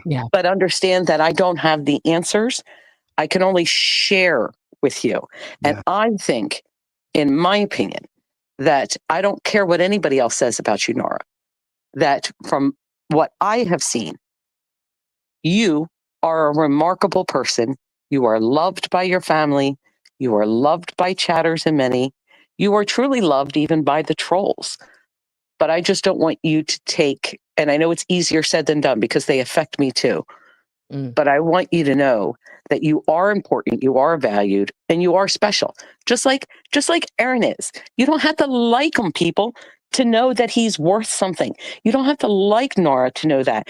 But do you feel good about bashing on her continually? Does that make your soul feel happy? Is your life complete that you get to do this to people? Right. That's what I'm calling out. Yeah, Yeah. I wanna okay, so I'm gonna go back to this wrestling thing, Nora. I'm glad that you're in the know about, a little bit of wrestling history and stuff, but, I will admit there was a time where, it's almost like you did take a heel turn at one point, Hmm. Nora, for the Man Bear Pig, right? I'm just gonna say things as they are because that's, it's just in my nature to say things as they are. But there was a short period, and I will admit this, there was a very short period of time, which I think is relevant in the grand scheme of things, where I was considering, making you the subject of DT, Nora, Oh, I because wasn't having that. What okay, is DT? I think I'm not understanding. Disaster Piece Theater, we do it every Monday, Wednesday, and Oh, Friday. okay. Okay. So, eh, so and we went after Reese for a week. We went after I mean, Right. most of the time it's Man Bear Pig, right? I mean, he's the star, of the show. But, Right. I did consider it because some of the shit that I mean, I already knew who Man Bear Pig was, like, way before a lot of people because of what had happened to Ellie. But through rational thinking and thinking about things and talking with trusted advisors like Ellie and other people, I decided the better of it because, like I said, it was a very short period in your YouTube life where you had taken the heel turn. And I think Mm. that day, Nora, I can pinpoint it where you even came on air with your hair slicked back, you had all black garb, and you took the part of a heel, right? And I I was like, guess I don't remember. well, I remember it. I mean, it was a very, very like it was a turning point, and I was like, "What Mm, the fuck, man? She looks like a heel right now, she's taking on this role." But like I said, it wasn't for a very long period of time before you eventually realized what was going on, that this con man, and yeah, I called him a con man. I don't give a fuck. I mean, he is who he is. I mean, he's conned many people out of many things, including their sanity. yeah. So, um, um, to me, that was the only period in time where I ever really seriously, was contemplating taking you on and some of the things that were being said at the time. But I'm glad that I have really good friends to kind of sometimes talk, and I don't mean this in a psychological way, but talk me down from um, saying some of the things that I was prepared to say. You know what I Mm, mean? I mean, sometimes discretion is the better part of valor, and I think I do show a lot of restraint sometimes, despite what some people think. Professor Khan has a Shaka Khan. I'm sure nobody has ever said that to you, Professor Khan. Why did you go after Reese? I missed those episodes.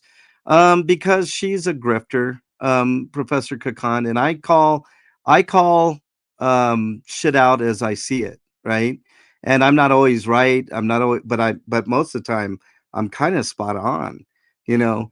But Reese, I mean, is a special case, and if you want to really know who she is, just go back to those episodes, and you'll see what I mean. So Nora's real human with real emotions, and she is amazing. Rocks in a box says so. Can I ask Nora a question? yes. No, you can't. Okay, No, Nora, kidding. Go if ahead. you're not comfortable with it, Mhm. please don't answer any questions that I ask. I'm just going to blanket that for any questions I might come up with throughout this process. Okay. But how has this experience being on YouTube with social media, good or bad, affected your mental health? Mm. It's been a kind of a wild ride. I'll say, like, if I rewind the clock back to 2015, right, when I first opened my very first channel, which of course was called Growing Up Scientology from Cradle to Slave. And I was putting out informational videos about, like they were all pre-recorded, and I was really focused on like the production quality and trying to edit out all of my things. I wasn't doing live streaming. That really wasn't that big then. But if I look back at those, and when Leah's show came out and I called her and I said, "What do you need from me?" And she said, "I need you to make a video about, what happens when people are gay in Scientology." And that ask from her changed the trajectory of my whole life, because of that ask to talk about my personal experience and what had happened to me. I realized that I had to really come all the way out of the closet and really live my life as me, and that led to my ex-husband and I at the time having a very, very hard conversation and getting divorced, and both of us ending up with the loves of our lives. So in that respect, that video helped me, and talking about my story then helped me. And trust me, I got a lot of negative feedback on that video. OSA was in full effect at that time to try and shut me down, but nothing on par with what's happened since 2023.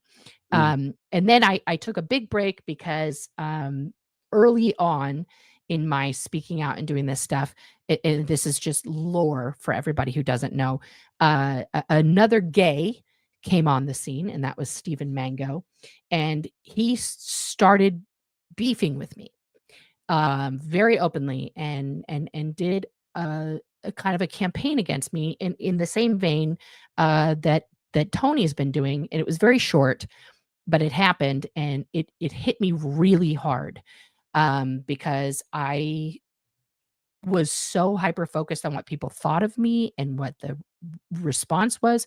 So when I first moved up here, I took a huge break from YouTube. I was not on YouTube for a number of years. And then Aaron contacted me and was like, "Hey, we've all started like he stayed on the whole time because we started our channels at the same time." And again, lore, for those of you guys who don't know, my channel actually debuted first, and Aaron's debuted a couple months later. And then that was like our original conflict. Was my channel's name was Growing Up Scientology from Cradle to Slave, and his channel's name, of course, is Growing Up in Scientology. And I was like, we had a whole thing. Like, I was like, "You stole my name." We didn't talk for months after that. It was a whole thing. So in 2023, when he reached back out and was like, "Hey, we need gay over here." And I was like, "I don't know about it." And he was like, "No, you're funny. You should come. It's going to be great. We're doing all these lives. I'll have you on, blah, blah, blah, blah, blah." And this was like just when SPTV as a concept had just been launched by that fan, that one Monday night where it was like, "This is my SPTV," when it was Mike and Mark and Aaron and Claire doing their Monday night like fun show, right? Yeah, That's how the name SPTV came about. It wasn't Aaron's creation. It wasn't anybody's creation. It was a fan.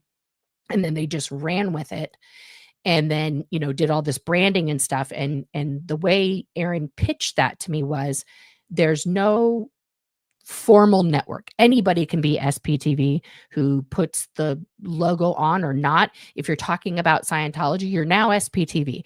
And I was like, my like culty brain turned on. I was like, "Well, we need a structure. We need like an organizing board. We need to have a schedule." And he was like, "No, no, no, no. Like, that's what makes it great, is there is no schedule. Nobody's in charge." And then, as we've all seen over the last 2 years, it's very culty. It's very tribal. It's very like, if you talk to this person, you can't sit with us. And it becomes like this whole thing. And I lasted with the SPTV kind of like, like logo and stuff in my videos for like a few months. And then I was like, "I don't feel right about this. Like, this seems something about it is off for me." And there was early on tension because, and this is a controversial subject. I'm going to bring up someone else who's controversial here. I went very early on in my early days, very hard at my Grinder. And I RIP to him. I don't wish terminal cancer on anybody. I've seen far too many people that I love pass from that. It's awful. I feel tremendously bad for his young children because Mm. I lost my own father at 19, so I know what that's like when you're very young to lose your dad. That's awful. But setting that aside, because I honestly consider that to be completely separate from his actions inside Scientology when he was like the third highest ranking member of all of Scientology, right? Mhm. And for me personally, when I started telling the truth about, things, Aaron put a stop to it because that's when he was still a part of the Aftermath Foundation, right? He was like, "You can't talk about Mike." And so out of courtesy for Aaron, I didn't, right? I was like, "Okay, well, I'm not trying to start shit for your foundation, but maybe rethink having like the Joseph Goebbels of fucking Scientology as one of the people." I don't know what to tell you. So like I have a personal beef with the Michael J. Render Aftermath Foundation for that very reason, because in my personal opinion, that's like making the Joseph Goebbels Holocaust Survivors Association. You know what I mean? It's just like, Mm. it's so insane to me. It doesn't make any sense. That doesn't take away what he did accomplish outside of the Sea organization, right? Like, I had this big debate with someone else. Like, I don't think that his actions inside the church were okay. They were criminal. They should be known. He should be known for that also, not just this like superhero version of him. And Mm. this is where people get into the beef, right? Like, the truth isn't always kind, right? The truth about Mike Rinder, about Marty Rathbun, about Claire, about Matt Pesh, and the actions that they did while active members is awful. It's not good, right? Debbie Cook, same Mm. thing, right? All of these people committed crimes, like actionable, actual crimes against followers of Mhm. Lafayette. Mhm. And, you know, anyone who has that in their past needs to know that that's gonna come up. Like, you don't get to erase evil deeds with good deeds. You can say, "Okay, well, I did all this shit, and now I've done some good, and I can live with myself," like you were talking about earlier, Ellie. Like, you can love yourself a little bit and go on to your next whatever, thinking, "Okay, I did something good with my life." But to, to put a superhero cape on somebody who's done so much harm, especially frankly, harm they did after. But if that show, I said this to a friend the other day, if Leah's show had never come out, let's say Leah just did a Jason Begay or a Laura Prepon, and she just fucking left Scientology and started like selling cookbooks or just acting on shows and didn't talk at all, right? And didn't do anything, that would be okay too, right? Like, no one is obligated to have to speak out when you're a survivor of something like this. But Leah did, she's not perfect. She didn't do it perfect. She fucked up a lot of shit. But she did put 3 seasons out of a show that had never been done before to tell stories that had never been told before. Was it the whole story? No. Was things edited out? Yes, because the lawyers, and I only know this because I worked on the second season, but the lawyers at A&E were like, "That's too much. You can't, no." Like, some things you need YouTube for that kind of stuff, right? Because you can say more here than you can on network television, kind of a thing. Yeah. But I think that if Leah's show had never come out, if Going Clear had never come out, you and I wouldn't even be talking right now. We would have, you know what I mean? There would Right. be no other things that happened. Those actions pushed Scientology into the zeitgeist in a way where when I was a kid growing up saying I was a Scientologist, I may as well have told people I was from Mars. Like, it was that ostracizing, that insane to be Mhm. like, I'm a Scientologist, because unlike Jamie and Lara and Jenna, I was not born in the Sea Org. My mom was in the Guardian's office. That's a fact. But she left when I was 18 months old. And so I went to one Scientology school in my whole life till like second grade. And then the rest of my schooling was all public schools. So I graduated in 1994 from public high school. Um, and it's like I always joke that I was like Hannah Montana-ing my way through life, just like kind of trying to make sense of both of these worlds, because one was the real world and the other was Scientology, which was telling me that the real world was all a lie. And the real world was telling me, like, what the fuck is wrong with you? So it was just, and I had daddy issues. It's a whole thing, like, you guys aren't my psychiatrist. It's fine. Right. But it's like when you jump back into this group and we all allegedly have the purpose of taking on Scientology, which is a multi-billion-dollar human child trafficking, cult, real estate scam, all of these things. It's not a religion. It's not a religious experience. And we're all trying to tell the truth about it. Part of that gets lost because of exactly what's happening right now. It's like like you said earlier, Ellie, like everybody has opinions, right? And when those opinions start clouding this mission, whatever you want to call it, of like, hey, we're shining this light of truth on the actions of this organization and the people who do those actions inside the organization, it becomes harder when you can't just be removed from it, right? So this is a very long-winded answer to your question, Ellie, but I think I would say that I don't totally regret coming back on YouTube and going through these things. I do regret and have had a huge mental breaks. I've been very public with that in April of last year, I had to check myself into intensive outpatient care because I became completely unable to function. And I spent weeks doing that. I did receive the stellate ganglion block shots, which were also a miracle. And all treatment of any kind, okay, guys, whether you seek therapy, whether you seek medication, whether you go get the shots that I got, whether you do the inpatient therapy, whatever, none of that stays effectual if you keep hurting yourself with the thing that drove you to that in the first place, right? You're not now immune to that harm again, right? And so this is the part where I am trying to really work with myself to make sure that I'm not, giving myself, like I'm trying to give an analogy that isn't violent, but there really isn't one. So like, let's just say you had an impulse to take your pencil and stab it into your knee, right? Every time you heard the word dog. And so I'm not going to go to a dog park with a pencil, right? Because that would be stupid. But that's kind of what's happening on YouTube is I'm in this never-ending dog park with every word around me is dog, and I can't stop stabbing myself, right? And so what I have to do is make sure that I curate what I do in regards to Scientology so that that doesn't keep happening. And, there's certain things that I also have to do. It's like I can't read every comment. I can't be engaged in that way because I think that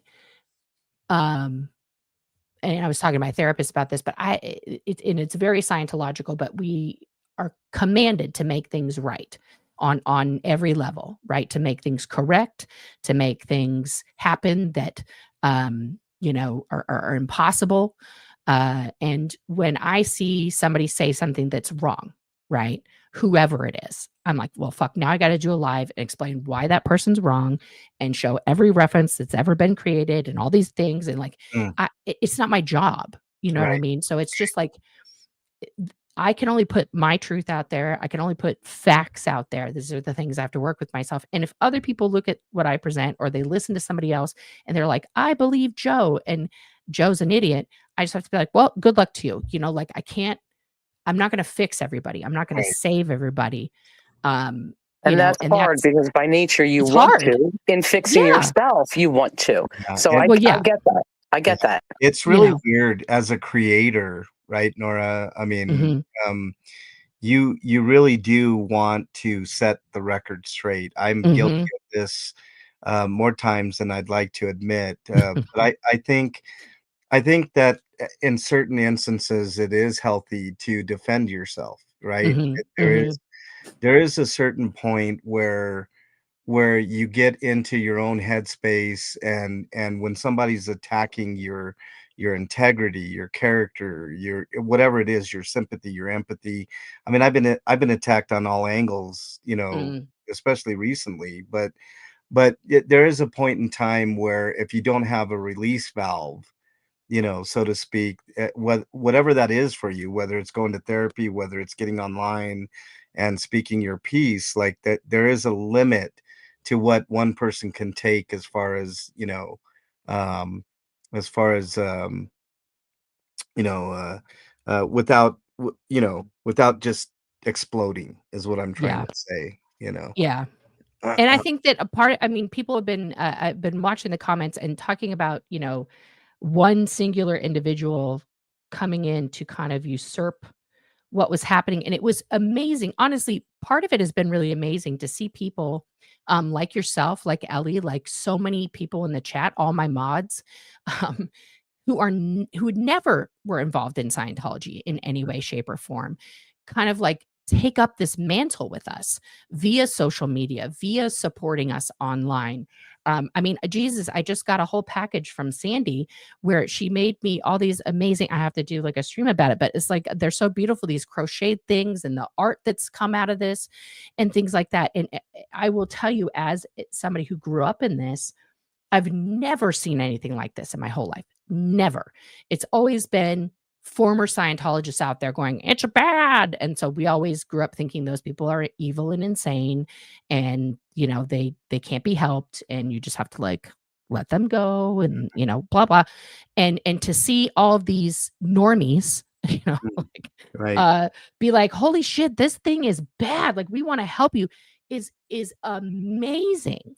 It's Yeah. it's so it's so refreshing and it's never happened, and that's why I think a lot of us at that time were like, "Oh, we're gonna win this so quick," right? Because we have all these people who are just, gonna come with us, and again, it's much like the legal system where I thought I was gonna tell my story of what happened to me, in the Scientological concentration camp, the rehabilitation project force, and that was it. The whole thing was gonna be Mhm. shut down. It was so awful. How could that stay open? Because there's thousands of other people who've gone through that, and they'll all rise up and say, "No, not today," and that didn't happen. Now, what I did find out, um, from, Rachel Adair is that after I started speaking out about the RPF, they shut it down for a time. They've changed it where you can't, it's not a formal thing anymore. We all see them still. But that was like, wow, like they were that scared that people would come in and check it out that they had to like rebrand it again, Yeah, like sometimes change comes in incremental yeah. forms, Nora, and Yeah. and that's what like a lot of times, like, people always like whether it's the 1A shit that I do, the cop Mhm. watching, the reporting, whatever hat I decide to put on that day. Yeah, People will always, they always criticize. They're quick to criticize, right? of Well, course. what are you doing? You're not making any big change here, and it's like you don't have to make big change to make big change. You know what I'm saying? Like Mhm. there's little incremental things that you do that will help society in a way that they might not even realize. I'll give you a really quick example here. There was in all the Denver stations, the Denver police stations, they had these signs that say no recording, and Mm. they were very intimidating. In fact, on one of my lives, I got pushed to the ground by an officer because of it. Like they decided Wow. that it was enough of a reason to go hands on.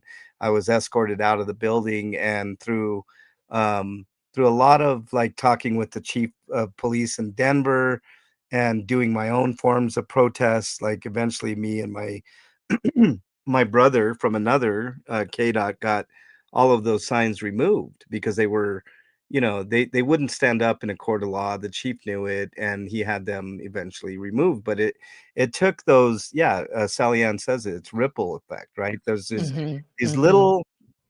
little incremental changes that you can do in life to help better society. And I think if you're not striving for that, then I think in a lot of ways your mental health can suffer from stagnation and from basically lack of activity, and Mhm. that's why I keep doing what I'm doing. There's plenty of things to do to make relevancy, and I just think that what you just said kind of leads to that. You force them to kind of think about their the way that they're going about things and to change things if even fleeting, and even if it's a small change. Yeah, I mean, this is why, and I've pimped out Audit many many times, but like Audit and Amy M and all of the people that show up physically and via Zoom to call in to these meetings, that has at first I was like, what's that going to do? Like, we're Yeah. going to talk to these people? What the fuck? And it has been enormous. It's taken 18 months, but now the city council, the police, the permit office, they are like, yeah, why the fuck are we giving these permits out to just Scientology just all the time? How come they're not paying their workers on the street the same as we're paying our workers? Like, that's kind of against the law. Like, Mhm. all of these tiny, tiny things. These are the things that I mean, look at all the big criminals, ever. Warren Jeffs got pinched on a fucking broken tail light. That's Mm. how they ended up arresting him, right? Because he was avoiding arrest for all those years. What was the gangster's name that they got on tax evasion? I can't remember. But, like Al Capone. Al Capone, right. So Al Capone didn't go down because he killed all these people and he was fucking racketeering. He went down for tax evasion. Yeah. Right. Yeah. So like we have to remember that it's the little things, and just to circle back to what Ellie said at the very beginning about like what we say in these chats and things like that, and these threats that are out there about like you get a lawsuit and everyone's the Oprah of lawsuits right now, Yeah. apparently. But like those things do matter. Like what we say matters. Yeah. It doesn't mean nothing. It's not all a joke. It's not all a bit. It's not actionable, right? Which is what Man Who Screams at Clouds is discovering in this process with me and all the other people that he's brought upon himself. Oh, I didn't, full disclosure, I did try to get a restraining order on him in the state that I reside in, which is Oregon. And they basically told me you can't because he doesn't live where you live, because like the internet is this Wild West thing where it's like, but the internet is where I live. And that's where he's talking to me. So, and I try to get a stalking protection order here. And they were like, no. And I went to the police here many times. And basically the police here and the police in Los Angeles, after this whole thing is over, has basically told me this is a federal situation at this point Yeah. because it has crossed state lines. lines, And the stalking laws that are on the books federally and in the state of California specifically apply to people who live there. Could be like, that's a whole future thing that like that's a whole bunch of statutes to dive into, but that's why it's like important. Like we have to think about these things. Yeah. And and that also goes to like something Scott said today. I thought was he's very interesting when it comes to money, because I think he's very good, and I don't have this skill, and I've just never been good at it, but he's very good at presenting his desire for money as a desperate need. Oh, And people throw, I'll be honest, like I put my GoFundMe up for this lawyer and I thought, okay, I'm going to raise like a couple $1,000. I'll at least get the retainer, right? yeah. And the fact that I got like not even $1,300 on the Give, Send, Go. I didn't know about that site, guys. I'm sorry. I didn't know. I didn't research. Somebody told me you can't do it on GoFundMe. And then my lawyer was like, of course you can do it on GoFundMe. Who told you that? So that's on me. I didn't research it. I should have researched it. I'll take the L on that. But part of me was supremely jealous that when Scott was in jail and his original channel got taken down, which was I was beefed about that, because I'm like, listen, if you're going to copyright strike somebody, fucking do it. If you're going to wait until they can't respond just to fucking take their channel, I think that's petty and bullshit. Like that was my beef on it. And I was already beefing with Aaron, so it was convenient, and that he took advantage of that and whatever. But the fact that he got like Wait, 30K. I'm sorry to interrupt, but can I just interrupt for 1 second on that Go ahead. statement? Yes. Do you think if being where people's allegiances lie today, Sure. that if that same situation were to have happened in reverse, that Scott would not have done the same exact thing? Do you really believe that? Oh, that's a good question, Ellie. I've never thought about that. I think at that point he might have, because he did a vindictive strike on me when he knew that Aaron had struck my channel. And it was an interview that we did together that I had also broadcast to my channel. Right. And then I remember that. Yeah. And so I never thought about that. He probably would, actually. He probably I would think have been the person, absolutely would. And spoiler alert, because since we changed things, one of the things that was mentioned in the video that we have not heard, but the last live stream from Scott yesterday, was that the channel that he lost to, because it was a bonus. He lost the lore of DOA, or Legal Wars rather, because of a different channel, and they were tied together.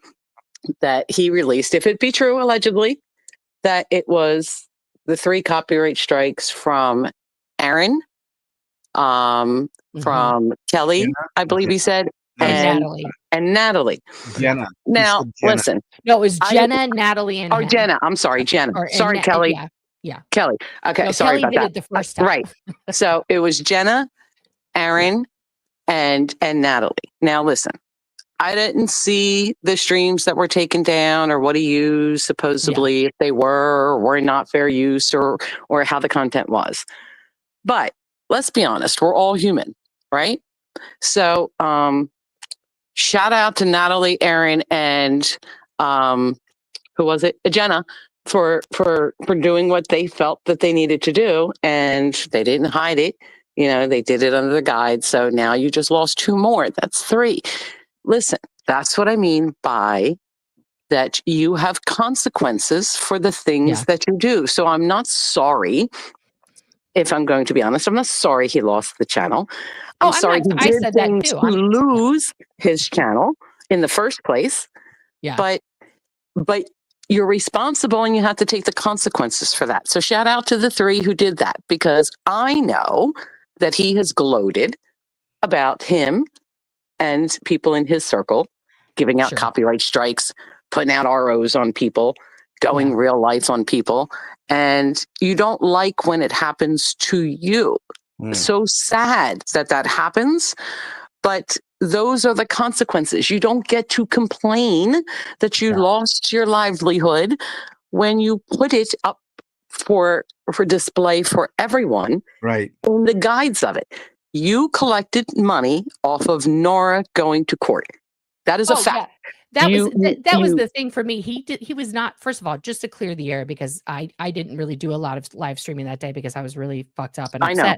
But he showed up, and Laura and Ashley were already there. And on my way to court, Rox, who's in here, my mod, called me, and I was like, "Hey, what's up, girl? I'm on my way to court." And she was like, "Just FYI, Scott's on his way." And I was like, "Oh, I figured," like in my mind, I was, as a betting person, I was like, "Oh, Scott's definitely going to show up." And part of me was like, I should just go and like hug him and be like, "Oh my God, I can't believe you're here." Like just do like a fangirl weird thing. And then I was like, no. And then I kind of went back to that a little bit later. And Lara was like, "No, he's not here to support you." And I was like, "Yeah, you're right." And she goes, "No matter what you do, his chat's going to shit on you. No matter what you do." And I was like, "Yeah, you're right." But he did not, like, he came in, first of all, late, wearing pajamas, sat right in front of me. Okay. And they just sat there the whole time. And then when I went up the first time and I came back, I looked right at him because there was no avoiding that.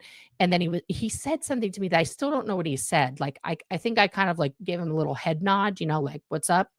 And he said, it sounded like he said, "Don't talk to me," or "Don't say anything," or something. And I was like, "Okay, whatever, bro." And I sat back down, and then he left, went and changed his clothes, gave some wackadoo update about his opinion of my lawyer's handling of the case, which was not accurate. And then came back dressed like a human with his, 1996 gel hair, and, sat away from me this time. Yes. but I mean, I'll say this. His hair does look when it's not all jelly, the fade is good. I did give compliments to his barber. He has a good fade going on. But like, because I had to stare at it for an hour and a half. But like him being there in no way, shape, or form, he didn't come up to me or try to be like, hey, listen, this is a long process. You're gonna be fine. Everything's just relaxed. Like nothing.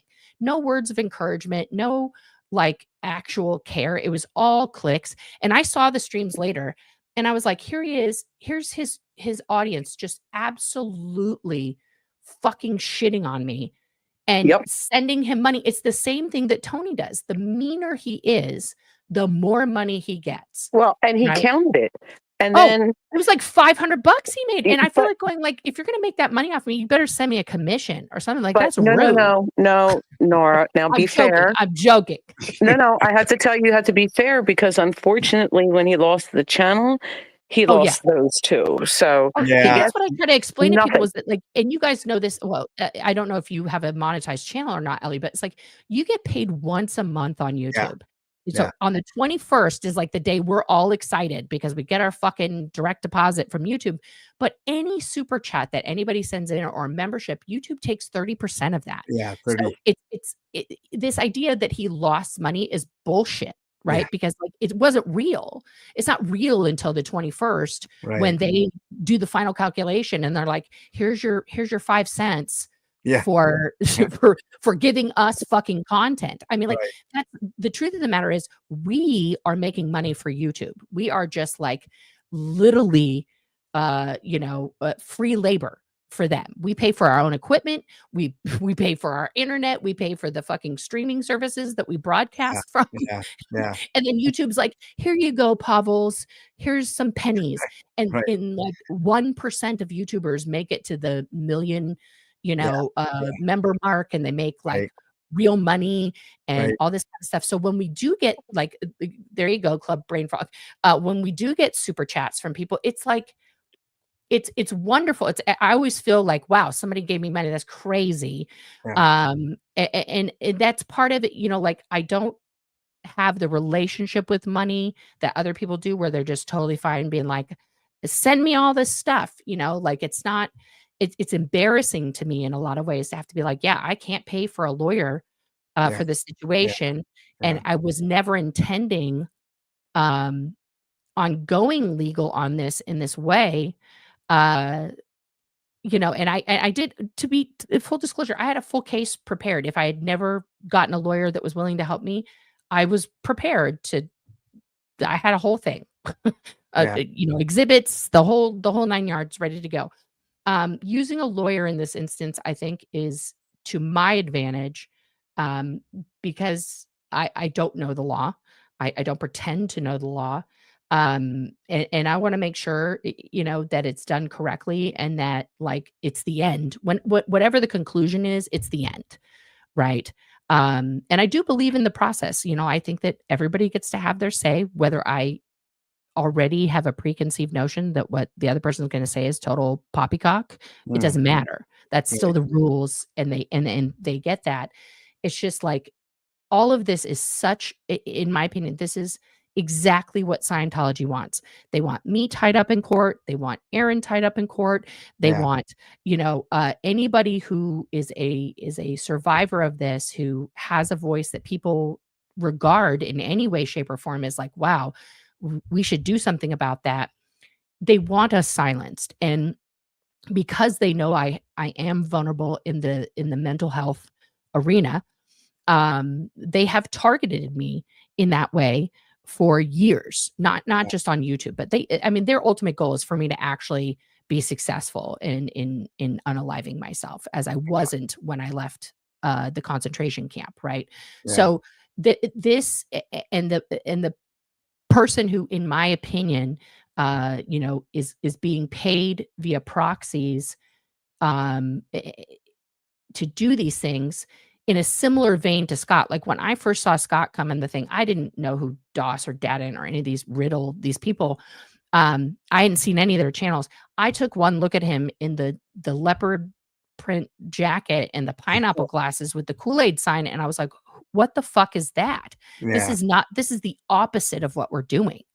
This Yeah. is not, and listen, guys, I'm from Portland. Okay. We have Pepe the Pigs protesting outside of ICE. Okay. Like it's wild times here. We have drum circles, we have all kinds of stuff. But when I see that as an example, that makes sense, right? As opposed to, I'm going to stand outside a place where survivors of a human trafficking cult who had their childhoods stolen from them and who were human trafficked, and I'm going to like put on a fucking Burger King cape and walk around in my bare feet like, homeless burger Jesus. That's not a real that to me, it's like, what message are Right. we sending other than look at me, I'm funny.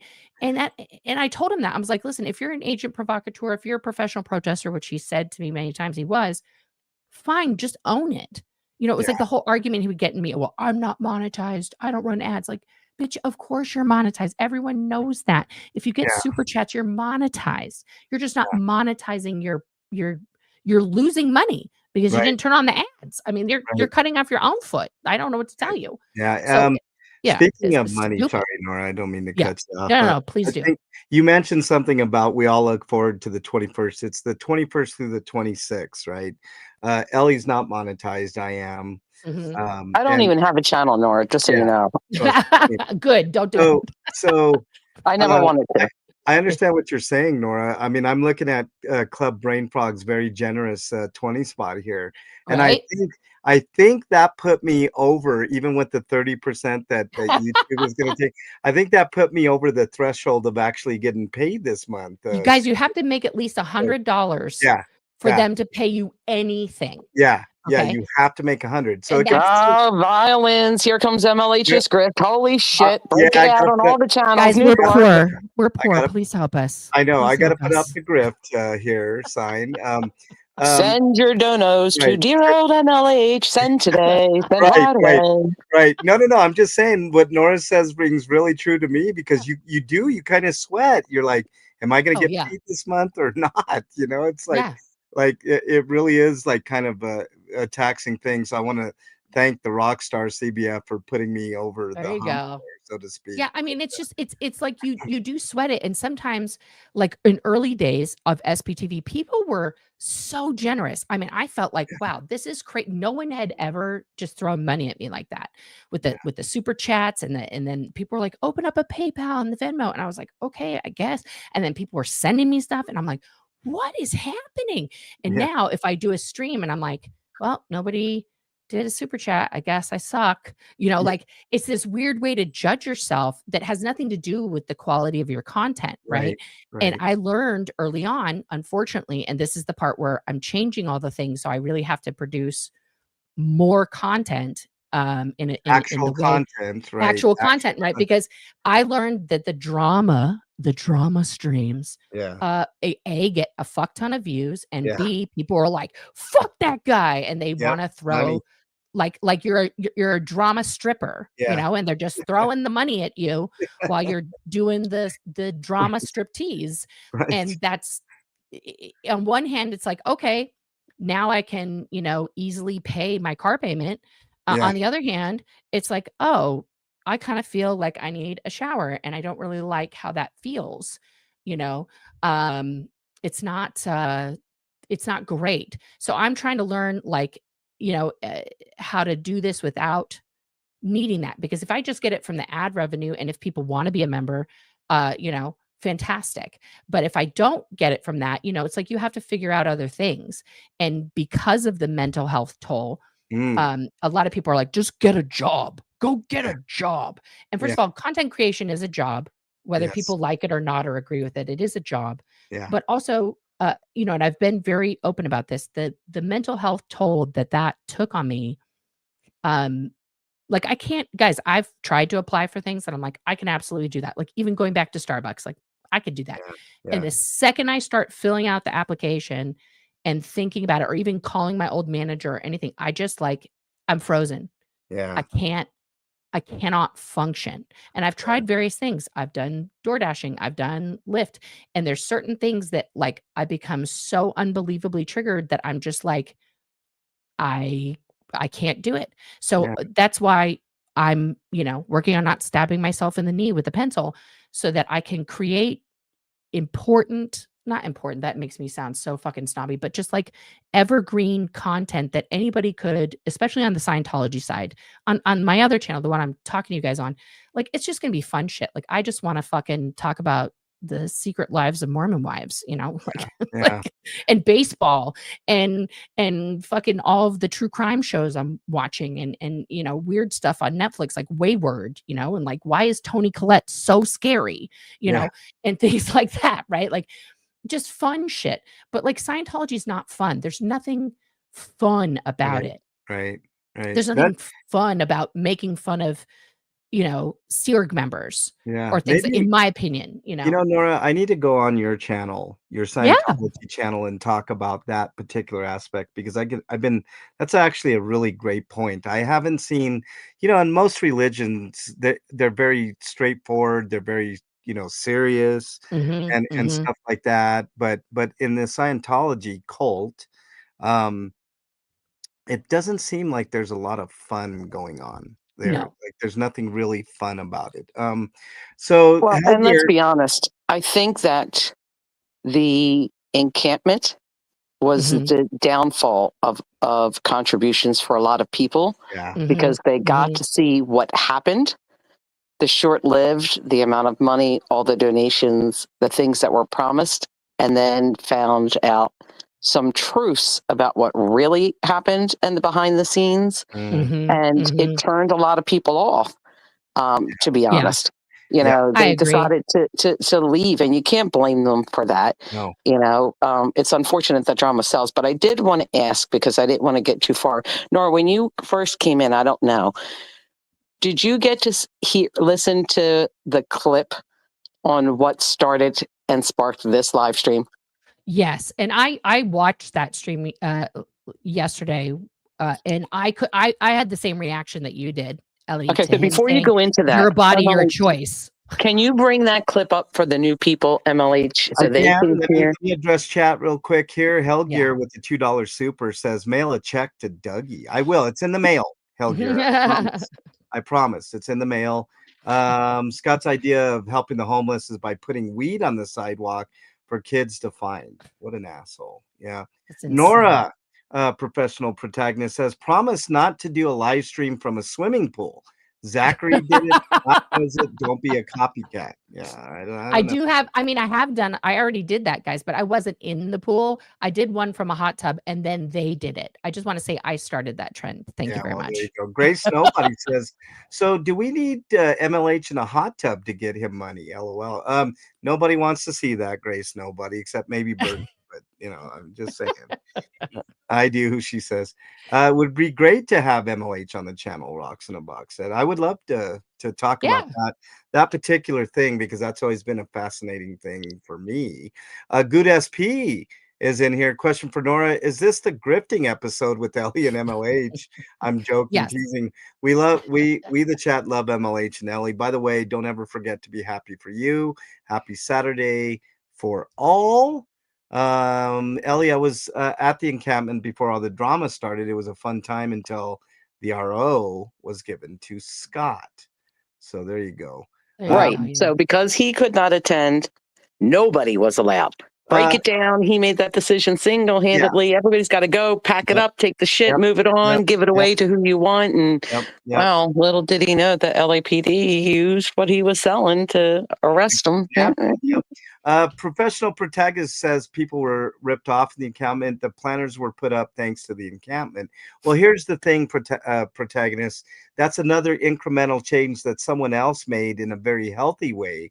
I believe it was Audit LA that put Yeah. in the permits to get those planners removed, and she was not a criminal and decided to not use their own clippers, announce it beforehand, uh, Mhm. video record themselves doing it, and Yeah. afterwards bragging about it. So you got all three elements that you need to convict right there. Well, again, Okay. this is like, I mean, it's such a long process. It's literally taken over a year, guys, for audit to go every day Mhm. and every day show up at Big Blue and at City Council and say, these are an ADA violation. They don't have permits for it. These have to be taken off the street. It's basically trash. Like, it took a year. It wasn't just like, okay, city, this is your rules. And they're like, oh no, someone violated the rules. Yeah. And then they went and like it was a year of her showing up and repeating herself for a fucking year. Yeah. You know, Yeah. and sometimes you have to wait that year. You have to respect the process. And because she has respected the process and she's respected the people that she's had to interact with, even the Scientologists she comes across, she's respectful to. She has literally made more change with her actions in a year than any other singular protester. And I dare I say it, and I'm probably getting a lot of flack, but hello, you know, anonymous, I love you, respect. But like the anonymous movement in 2008, like I thought, oh fuck, they're gonna take Scientology down, like they're gonna hack everything and it's gonna be gone. And then they sort of went on to another target, which was at that time more important than Scientology. But like if anonymous had stayed at it, it would have been a different outcome. That's my personal belief on that. But audit, because of her persistence, because of, you know, her actually using the system to get justice, has done more than almost, I would say, any other movement that has existed in the last 75 years against Scientology. Because there's never been a time since Lafayette dropped Dianetics in 1950 that there haven't been people who have been speaking out about it. Yeah. So it's been 75 years of people speaking out. Yeah, let's give the people in Audit's chat credit too for supporting Yeah. and all the people that support Audit too. They all in conjunction, because look, all of us know that we can't do this YouTube thing without the people in our chat, the people that are on the replay crew, all that stuff. So there, I said it. Carrie Ann's in chat, another fucking rock. Yeah. And No, from absolutely. And Amy, I saw Amy pop up here a minute ago, who's always posting. If you ever want to know when the hearings are and how to zoom in and all that stuff, go to Amy's page. She always has that up, always. All right, let me play this clip for everybody that wasn't here earlier to hear it. I think it's absolutely imperative. Okay, hold on. Let's give the disclaimer. If anybody has any small ears listening around, please remove them at this point. Yeah. Because there is some sensitive information. But for those who came in late and did not start from the beginning, this is what prompted this stream on some things that have just, in my opinion, gone way too far, way out of line, and are beyond people not standing up to this at this point. So these are going to be in his words. Yeah. And people cheered it on yesterday, continually did other streams cheering it on. Yeah. And I find it to be extremely vile. Yeah, but it is sensitive and it affects a lot of people. Yeah. And we'll have a quick discussion, then we'll end this because we've been going on for, you know, a long time. But here is Man Bear Pig in his own words. Used, I felt compassion for it. I did things. People didn't want me to hang out with you. And I said, no, this person is talking about suicide. And even though you might not like this person, you might think this person has bad intentions. I am not going to turn my back on you, because I want to be there to support you and help you. Okay? I want to be there. I want to be there because I felt it, and I felt it before, and I really haven't seen anyone use suicide as a manipulation. Okay, but I don't care. I don't care. You do what you think is best for your life. It's your body, your choice. I support the right to commit suicide. Okay? All right. Now, if that can't be clear enough to people that he does not care. Yeah. He doesn't care. He's okay with it. Whatever you decide, just leave him, make sure he's in your will. But he doesn't care. Yeah. Okay. So to promote on a social media platform, people that are in a mental health crisis and need help and need support in a positive way, he is announcing he is there to support your decision, one less person in the world. I am here to tell you that that is wrong. It is disgusting. And everybody is important. And it explains the trolling on Nora. It explains the trolling on me. It explains the trolling on a lot of the ex-Scientology community. How you can be okay with that is beyond me. You want to support him and his views? Great.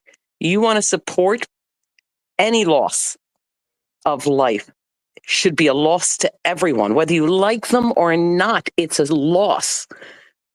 So let's not pretend he is some hero, because what happened to me last year is exactly what he said in there. Yep. Exactly.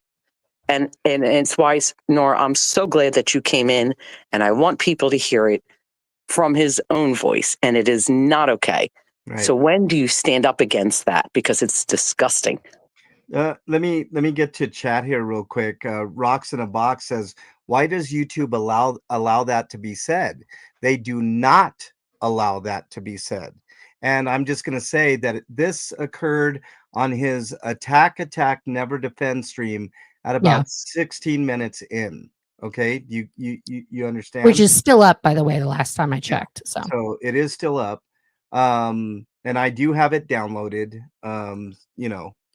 So, but they do not, let's be very clear, YouTube under their terms of service does not allow that. Okay. Sandykin says, with friends like Man Bear Pig, who needs enemies? What a friend. Not. He's not a friend. Not the kind of person you need in your life. I agree. Jojo Banana says, fucking disgusting. He's like, go ahead. Yeah, exactly. He's like, basically, if someone was on the edge here and they heard that, that would be their final, like, go ahead. Whereas I do the opposite, right? I say, call 988, use my email. You know, even if you talk to somebody, don't do anything rash, right? And I'm doing the exact opposite of what he just did there.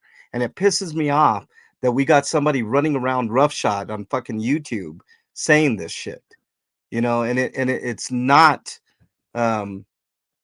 not endorsed by me or anybody that's ever going to be in my chat. I'll tell you that much. No, I mean, that's not, I mean, as someone who's struggled in that arena, especially recently, I can say, I'm glad that I'm in a better headspace today, because honestly, I didn't know who he was talking about. I was like, is he talking about me?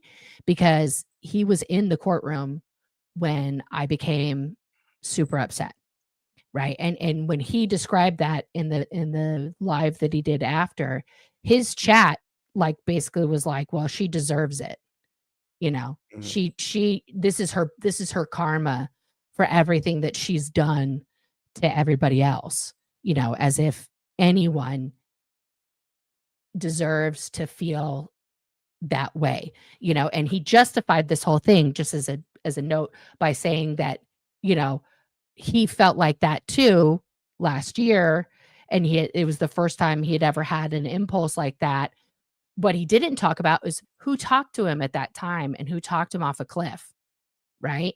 Who were the people that he reached out to and talked to? I was one of those people that when he ran away to the woods, I gave him my time to, you know, like, be like, bro, maybe just don't do this anymore, you know, and like, take care of yourself. Like, that was the advice I gave him, not because I thought you're a fucking piece of shit and you're ruining this whole thing and you're kind of causing destruction. I was literally like, bro, if you're going to hurt yourself, stop, because it's your life isn't worth this. Right. You know, he didn't want to talk about that. But see how he repays that by supporting people doing that. There's something wrong with that, Nora. Those who 100%. like you and I, who have traumas and have struggled through, and a lot of other people like MLH and great people in chat, are more empathetic, because we know that feeling, and would never, even our enemies, would we want to self-harm. Yeah. To make those comments and publicly stand behind that is absolutely atrocious. Yeah. And I just got to the point where enough is enough. I sent it to MLH. I'm like, listen, we got to do something. This cannot continue. You can hate me. You can hate Nora. You can say she's a bitch. I'm a bitch. MLH isn't a grifting asshole, and sometimes he can be. Let's be honest. And I can be a bitch, and I'm sure Nora can too. But we're people. We're human, and we care about people.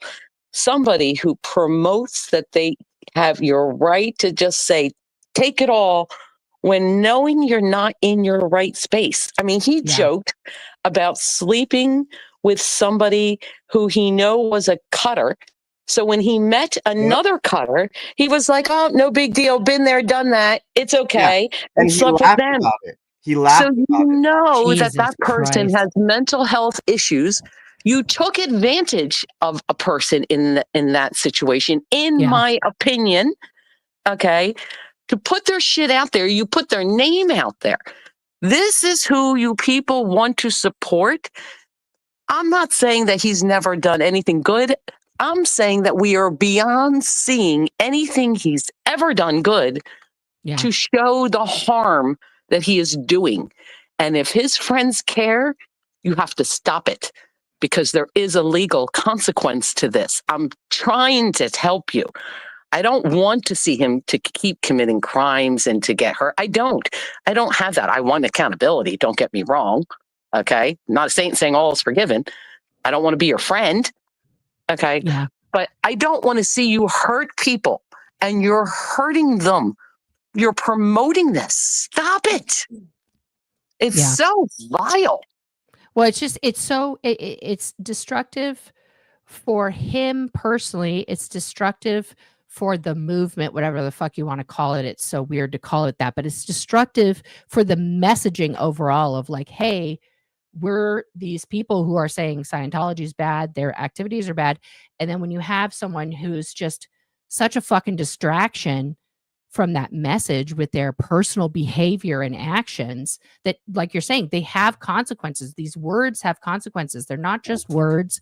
This idea, this concept that, someone's going to be in trouble for words. Yes, people are, look, I'm sorry, if people want to cite the First Amendment so much, look what happened for words. We wrote, our forefathers wrote the Declaration of Independence. That was just words, and it started a whole war because they were like, these are the things we stand by. So words do matter. Words have impact, right? And you can't just be like, well, everything's a joke. It's not. Everything isn't entertainment. People's pain isn't entertainment. People's impulses to unalive themselves is not entertainment. I mean, if that's entertainment to you, I'm sure there's a very specific part of the internet for you. And this isn't it. YouTube is absolutely not it. Maybe stick over there on Rumble or Kick or whatever the fuck, but this isn't it, and it's just, it's astounding to me, the flagrant stupidity that's shown in something like that, especially if you have gone through that yourself, even momentarily, to know what that pain feels like, and then to just be like, yeah, go for it. I'll be handing out razor blades on the corner of 3rd and Main at 5:00. Like, Right. what? Right. Yeah. I am besides myself that any one person thinks it's okay for another person to self-harm in any way or to unalive. I just think it's unconscionable. And I do think that justice is coming really swift for Man Bear Pig, whether he realizes it or not. And that's why he's on a downward spiral. And he's going to say, this is for everybody out there that's having mental health issues at the moment, that's listening to Man Bear Pig. I want to say to you, all of you, do not let his rhetoric get to you, because it's only going to get worse from here on out. He is going to say and do a bunch of outlandish things that will that could potentially put all of you at risk, okay, of doing things that you shouldn't be doing. So please, from me, do not do anything. Talk to your counselors, talk to your preachers, your priests, whatever. email me, use the 988 health line in North America, Yeah. type in your browser of choice, mental The health Trevor help. Project. Yeah. Trevor Project is a great organization. All these different resources that you all have out there to prevent what and apparently he's trying to accomplish with those comments. Yeah. And these are not my words, right? I never, I've never in my life wanted somebody or even be in a position to push somebody over the edge. I think it's unconscionable. You know, No, Carrie Ann that's says yeah. he will escalate. I agree. I'm telling you guys. Well, both Scott and Tony right now, in my personal opinion, are facing very serious charges. Whether they go to jail or not, or prison rather, will be up to. I don't know if they're jury trials or not. Maybe it's just judge. In Man Bear Pigs, that's the case. I don't know the other. Oh, okay. I haven't heard that Tony's has become a jury trial. Yeah, I don't know. Because they had a preliminary one and then it was like continued or whatever, another continuance. But as these two are approaching that very real consequence for their actions, both of them are having the same reaction, which is like, they're now like Ursula at the end of The Little Mermaid, just like tentacles flailing, trying to grab everything and take it down with her as she's dying right at the end. Yeah. And it's really going to backfire against them. In this moment, self-reflect, the only advice I would have is like self-reflection and like focus on your fucking cases, because all this other stuff is not helping. It's not helping you. And also, this is a little bit of a snarky reply, but if you have been declared a bad actor, good, because then you're not, maybe you're not going to be included in future lawsuits because you've already been kicked out of the club. And people who, like Ellie so rightly pointed out, are participating in these, hate-fueled, grifting chats. That has other consequences. There was a Netflix special that I watched called Rom-Con Revenge. And if you haven't watched it, it's amazing. But it's like this woman who was romance scammed and this private investigator going around helping these other people who are in the middle of like romance scams. And one gentleman who scammed probably almost $1 million out of several women, he was not convicted, okay, for fraud. He was not convicted for, these illegal acts and writing up all these illegal contracts for these women.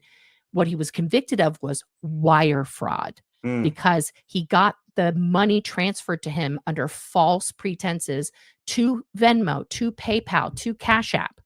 So I'm saying this, I'm kind of, this is a little foreshadowing here. If people are paying in conjunction with illegal acts being done, that has legal consequences, right? That is wire fraud. That is other things. So if people are defrauding people and you're contributing to that via super chats, via the PayPal, Venmo, Cash App, buy me a coffee, whatever the fuck, you got to watch that because that's a real record of you sending somebody money somehow. And the government will trace that. And law enforcement will trace that. Right? Well, So I said there's other investigations going on. Oh, yeah. And there's a reason why they still have his laptop and 2 phones, right? And I thought he got those back. He didn't get those back? No, the story has changed so many times I can't keep up no, with it. So they no, still have that. They still have that. And Wow. I have a suspicion that there might be wire fraud. You mentioned it, Nora. Yeah. I have a suspicion that there might be other things, conspiracy, cyber crimes. I mean, there's all kinds of shit going on there. So it's just, these people aren't fucking around anymore. No. It's like, I don't know, but I don't know. But we've been rambling for a long time, and I know Nora, you have plenty other things to do other than I got to finish setting up this studio and I got to make lunch for my fam bam here. But I thank you for allowing me to come up and having this great discussion. I really appreciate it. Anytime. I think we should do it again on mine and your channel, Nora, for sure. I Yeah, think for sure. it's healthy to have open dialogue and talk about, differences and opinions and goings on, So anytime you're welcome back. And maybe we can coordinate. I don't want to push myself onto your show, Nora, but I would definitely love to talk about the because I do think it's interesting about Scientology and fun, or lack thereof. I think that would be a really, really great Oh yeah. topic to talk about. I also want to And thank. Nora, Yeah. just so you know, I put my number in the back for you. If you want, you can screenshot that. Okay, awesome. Write that down. Okay. Yeah. And I want to thank uh, Ellie for being here and explaining things. I also want to thank the silent Bernie for most of this. She let us ramble. Bernie, thanks for being in studio today. And It wasn't much help, but no. I mean, at the beginning, you heard the Hi, same thing Bernie. I did. Yeah. hi. But I think it's I think this was an absolutely extraordinary stream, and Ellie put this one together. Very So interesting. Ellie deserves all the credits. Well, it is Mental Health Awareness Month, so there's It is. that. But it's also, I mean, frankly, guys, every day is Mental Health Awareness Day because, especially in America, if you guys are in other countries, you have a different experience with mental health help and things like that. But it is something in this country that is really a joke, and we're fortunate to have the few resources that we still have left that haven't been canceled, to be able to reach out when you are on that proverbial, figurative, or literal cliff.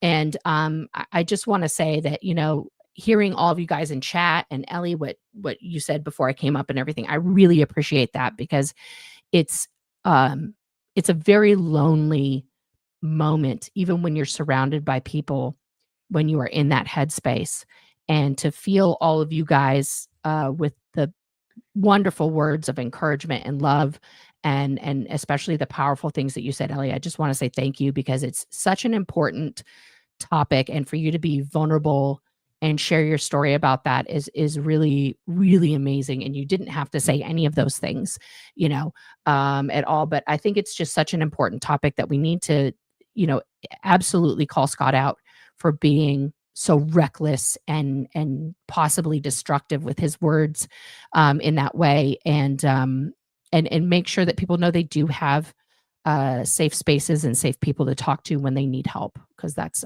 so important. Yeah. You're very welcome. And listen, I grew up in a time where there was no such thing as mental health. You didn't Right. discuss it. What happened in the family stayed in the families. Nobody got involved. You weren't allowed to get involved. You might talk about things behind scenes, but you didn't care. It was like you were to be shamed and embarrassed for your trauma, that as a victim, you were blamed for that everything happened to you was your fault, no matter what cult or situation you grew up in. And mental health is not put out there as important as it needs to be. It is just as serious as cancer, as heart conditions, as diabetes, as HIV, as cold, as COVID. It is even more, because so many struggle in silence. And I did for a long time. And I'm only just starting to verbally come out and know that it's okay and that I'm not alone.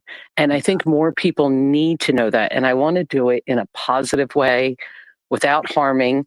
I don't want anybody, I don't care whether I like you or not, I don't want anybody to self harm. It truly, people need to know that there are people out there who care. And if you don't have that person, I can be that person. MLH can be that person. Nora can be that person.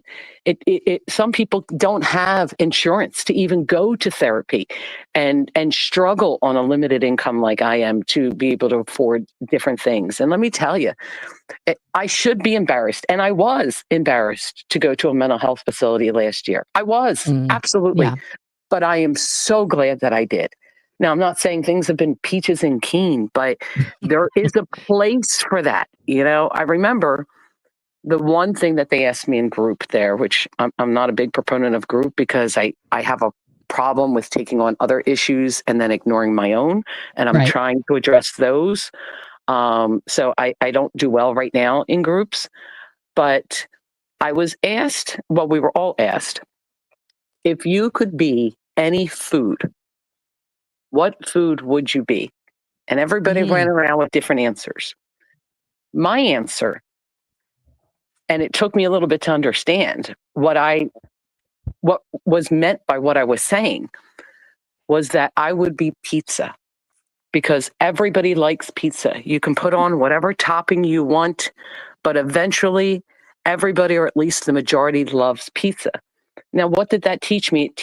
It taught me that I have a need to belong, and I got to work on where I belong on things, but it's human nature to want other human contact and to belong.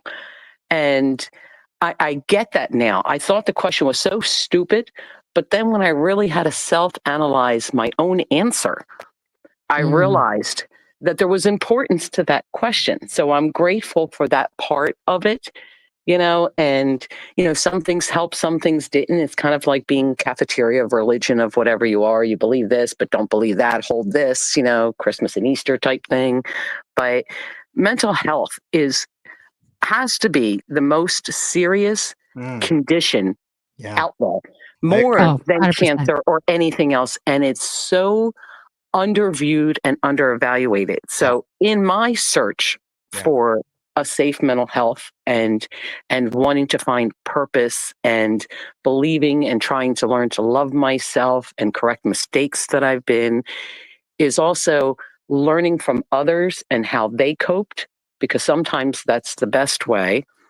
But knowing that you can do it with love. You cannot like somebody, but the hate and you turning into that very thing you are standing against is a fine line. Yep. And I don't want anybody to be in that fine line. Not anybody, not even on the other side. I don't care what the stories are about the Erica and the Chi and the DOA and the AZ. And I don't care about that. All I know is people are suffering with mental health, and you're using that for your content and points, and it's wrong, and it needs to stop. Yeah. I want to say this. If your mental health is not right, you cannot heal physically. Okay. And it takes a while. It takes so long it takes your lifetime to get past traumas. Yeah. Lifetime. It's a lifetime that you have to search. It's like being on medication for high blood pressure. Your mental health and dealing with it on the daily basis is just the same. You have to constantly deal with it. It's always going to be a struggle. Yeah. Yeah. Yeah, I just want to say one thing. There's a person who came into chat. I don't know who they are. But this person I see, I don't know who they are.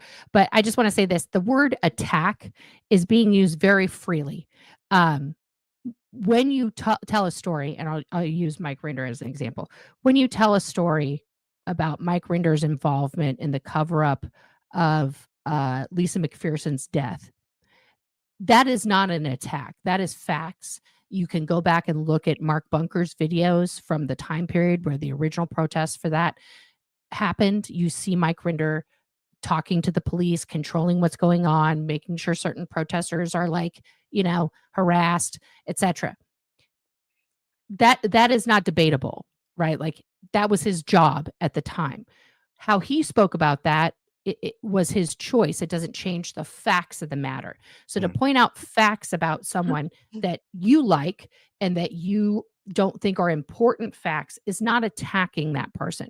Now, what Ellie's been talking about is like taking someone's intimate data that they felt suicidal and using that information to basically mock them and encourage your chat to mock them, and then have the balls, the stone peanuts to say, I support your right to choose death, is insane. That is attacking someone. Yeah. And that's the type of thing that needs to be stopped. This idea that this cult of personality, that you choose to devote yourself to a specific person for whatever reason is your choice.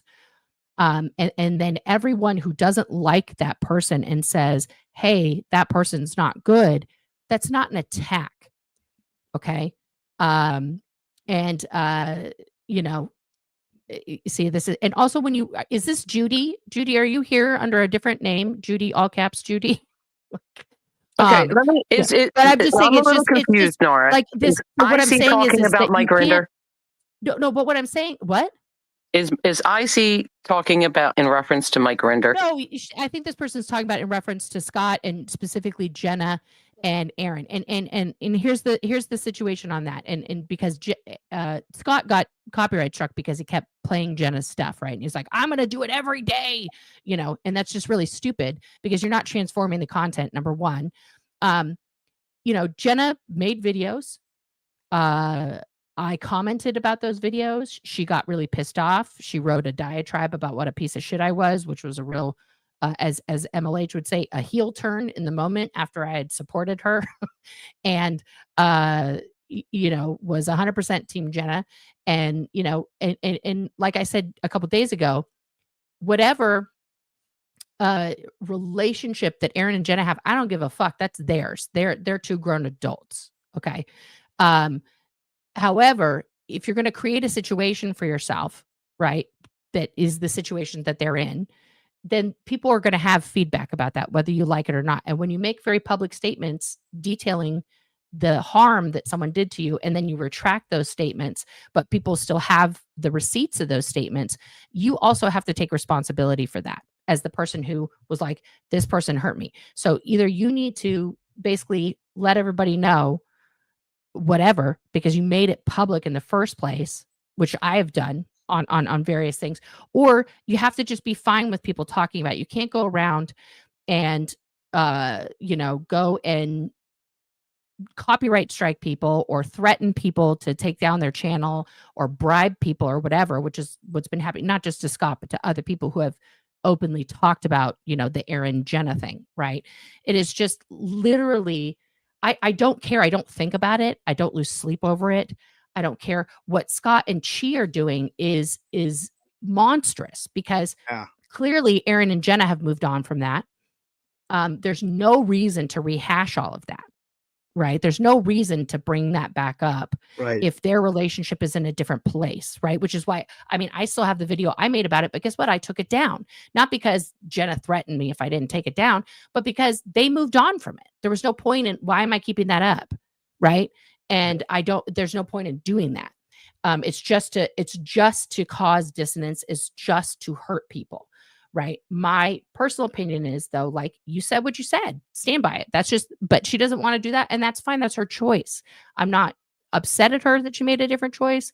I'm not saying she has to make a different choice now. I'm just saying, like, that's how I would play it out. But I do a lot of stupid shit and I don't do everything right. And maybe how she's handling it is correct. And what I think is wrong, it doesn't really matter because, again, it's their relationship. I'm going to let them have their relationship. And I'm not involved in it. It doesn't affect my personal relationship with my wife or anybody else in any way, shape, or form, right? But again, for the people telling me to let it go, also let it go, whatever you're mad at me about. Like, you want to talk about a year ago, people are still coming at me for shit I said 2 years ago. So if you can't, it's just, this is part of the problem, right? This is the whole cult of personality thing. It's people, sometimes streamers get put up on these pillars, right? And there's nothing they can do that's wrong. Like, look at Mr. Beast, right? I thought, oh, fuck, Mr. Beast is canceled. Like, he's out. That's it. He's not out. He's still going. He still has $100 bajillion in sponsorships. He still has millions of subscribers. He's still making, I don't know, who knows how much Mr. Beast is making a day. It's supposed that on YouTube he's making like hundreds of millions of dollars a year. He's insane. Approaching $500 million right this time. So And I thought with the scandals that came out about him that were very serious, right? I thought, oh, there you go. Nope. Yeah. So it's that's part of it. And it's like somebody else in the chat earlier said they never gave to my my fundraisers because I made a comment about MAGA. And that's, you know what, though, I respect your choice. Like, I'm not, yeah, that's a whole other discussion for another time, is like politics and stuff. But all of these things are very divisive, right? Like, who we like, who we don't like. But the real thing is exactly what we've been talking about today.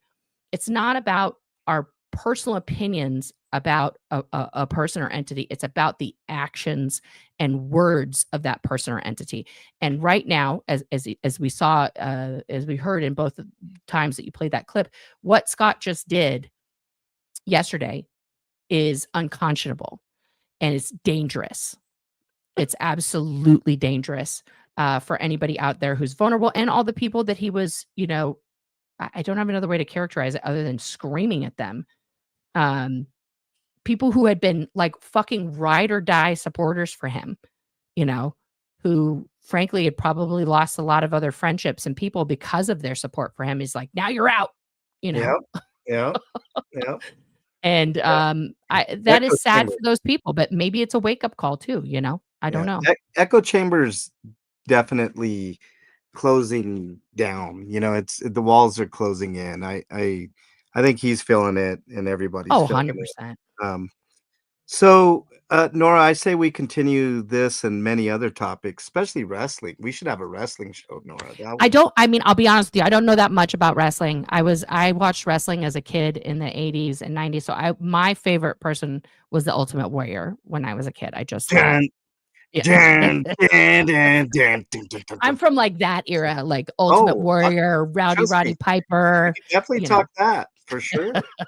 But did you, just quickly before we go, did you watch that documentary about what's his face?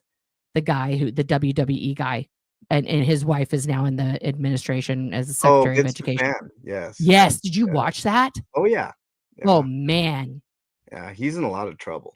Yeah, that was if you guys haven't watched that, I'm trying to remember the name of it. It's on Netflix. It is fascinating. Yeah. Put that question back up, please. Yeah. Why don't I take advice from the RV guy? Why would you take advice from somebody with 22 charges? Why would you do that?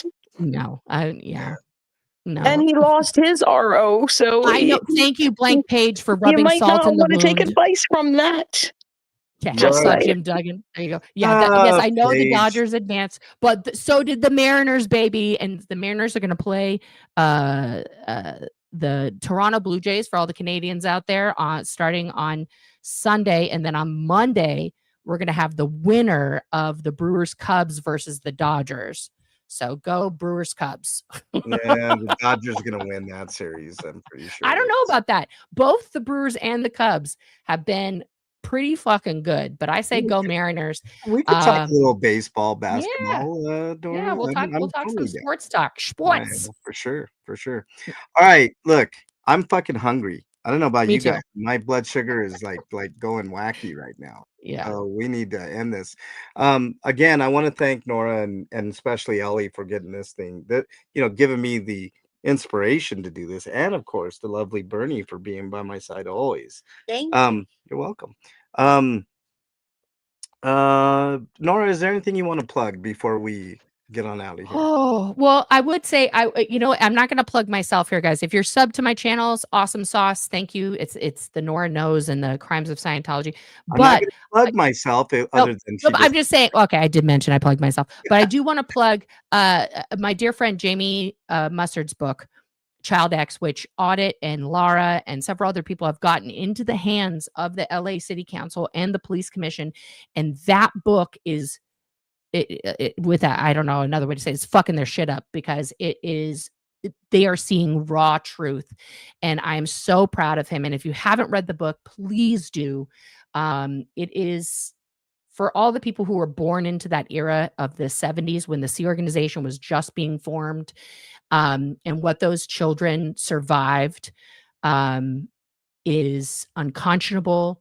It is a miracle that they are still here. We've lost so many of them over the years, and getting that out there and getting that into the zeitgeist and for people to be aware, because it's not happening in that way anymore, but those small children who are born into it still and are being used in the way that like Grant Cardone's children are being used and other people use their children and treat them, needs to be stopped. So it's probably the most important book about Scientology that's ever been written. That's my personal opinion. But I encourage everybody to read it so you can get a deeper understanding of what growing up with this as your sole mindset does to a person. Yeah, great. Ellie, anything you want to plug? Yes, I want to again plug the fact that everybody deserves the right and has the right to be here, has the right to their traumas, has the right to deal with them, how they are, and grow from them and learn in the way that they are able to through their life. They have the right to do that without being judged, without being told that, yeah, go ahead, the end, go ahead, just end it, which is disgusting. They have the right to make decisions for their own, to be in anybody's chat who they want to be in without being scolded or called out or made to feel that they're less than. I will encourage everybody to subscribe to Nora, not because I think she's right with everything, but because I think you should watch how she grows and the struggles and realize that she's human. She's always said that she is human. Stop making it about her and Aaron and make her stream about her. Maybe gently remind her as a friend when you think she might be going off, and those kind of things will help instead of the support in chat that cheered it on. So don't sit here and call her out for going one way or another when I watched that chat and it was cheered on. And when people think that they have that support, they go with it. And maybe she couldn't see it for herself, but I could see it. So try to be a lot kinder. Stick with facts. Okay. You can stick with whether you think that Scott is guilty or not guilty on charges and what the evidence is, but stop attacking individuals who don't feel the same way.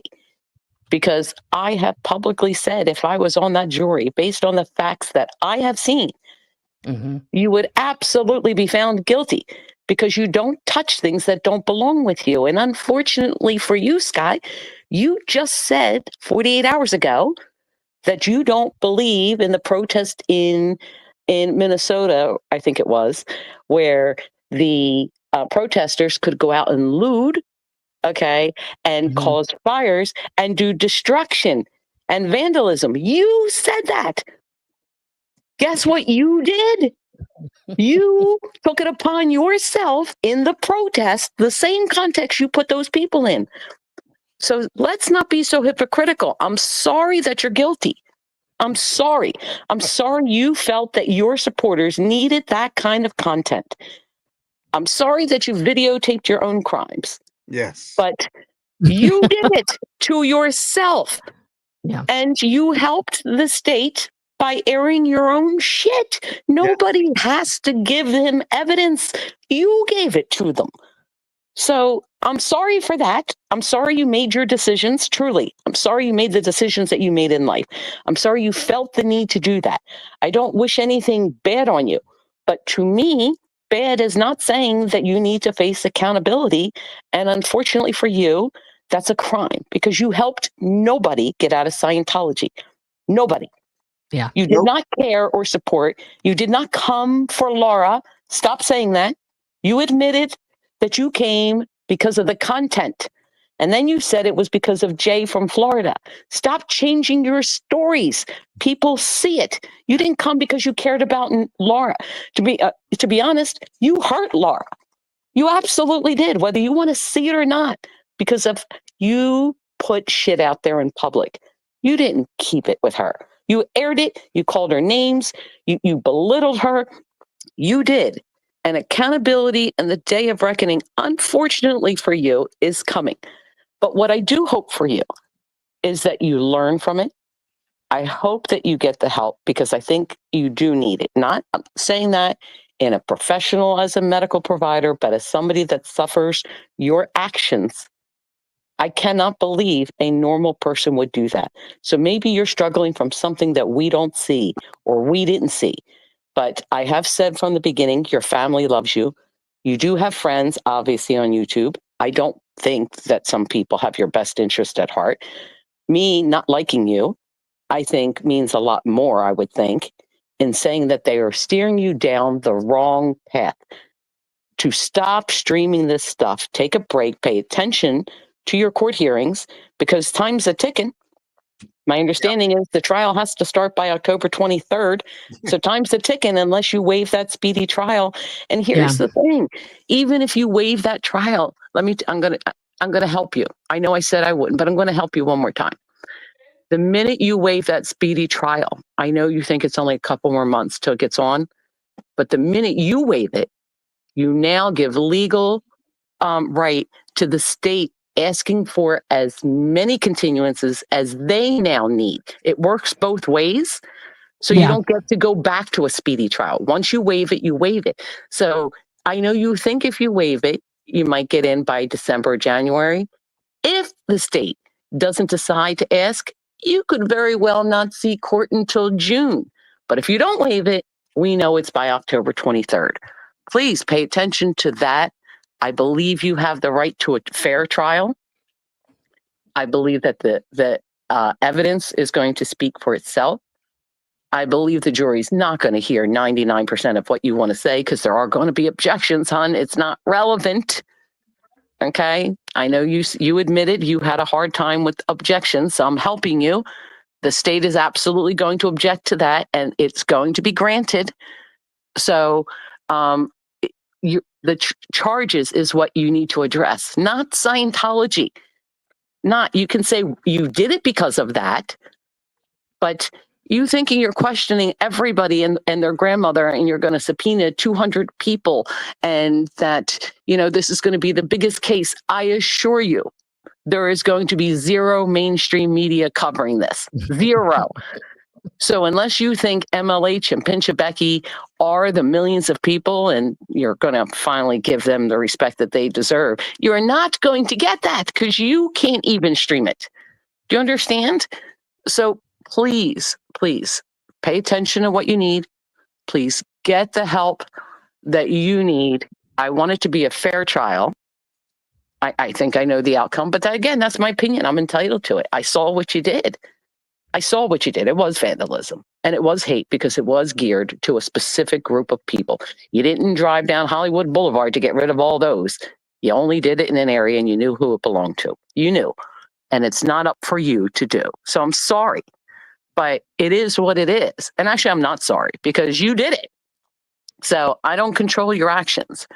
But what I cannot tolerate is anybody going on to promote self-harm in any way. I've been there. And it's gross. And there is going to be accountability for that. I assure you, accountability is coming because you have not done this to just me, but you have done it to many and you continually do it. Repeatedly, you don't learn. I'm hoping you learn. Please stop it. I don't know how else to ask. I mean it sincerely to stop, but there are consequences to telling people that it's okay to take their life. You cannot do that. Yeah. That's all. All right. Bernie has a plug. Go ahead, Bernie. Okay. I just want to say, Man Bear Pig, you're a mean meanie. And you really need to stop and look at yourself in the mirror. Please, please, please just stop this YouTube shit and take care of yourself. It'll make your life a lot better. And also, this is a very safe place for everyone because this is a happy environment. And it's not a negative environment. It's just a happy, safe place for people to vent out their frustrations. And I love you all. And that's it. Okay. Thank you very much, Bernie. Love you too, Bernie. Love you. So I don't have really much to say. It was an excellent stream. Thank you to Nora for being up here and being frank and honest. Thanks to Ellie for putting this, basically giving me the idea to put this together. And if you're struggling from your own mental health, please reach out to somebody that you know, love, and trust. In lieu of that, my email is mexicanlonghair@gmail.com. Not a psychiatrist, psychologist, or a counselor. But I do listen. Sometimes that helps. But if I don't get back to you in a timely fashion, just remember somebody out there thinks you are their favorite. Hold on to that thought. It could save your life. There is a North American hotline. You can dial. That number is 988. Please dial that number if you're in a crisis. Somebody will get a hold of you, or will answer the phone and actually listen to you. If you're not in North America, please type in your browser of choice, mental health help. Click on any of those options, and that'll get you connected with somebody that can help you out. Don't do anything rash. Don't do anything rash even after you talk to somebody, okay? There's always hope. All right? Always hope. All right. Again, thanks to Nora, thanks to Ellie, thanks to all you chatters listening and everybody on the replay crew. You can catch us Monday on DT, where we will be having a trial for Man Bear Pig. All right, including the jury, which will be you guys in chat. I will be the judge. As of right now, Dougie will be the prosecuting attorney. Nampek will be the defense attorney, and we'll go from there. We might have some surprises, so it is what it is. But thank you, everybody in chat. Thanks, and see you all on Monday. Have a great weekend. Don't drop off yet, Nora. Yeah, don't drop off, Nora. Wait Okay. till after. All right. I'll be right here. Have a good day. Have a good weekend. Bye, everyone. Bye.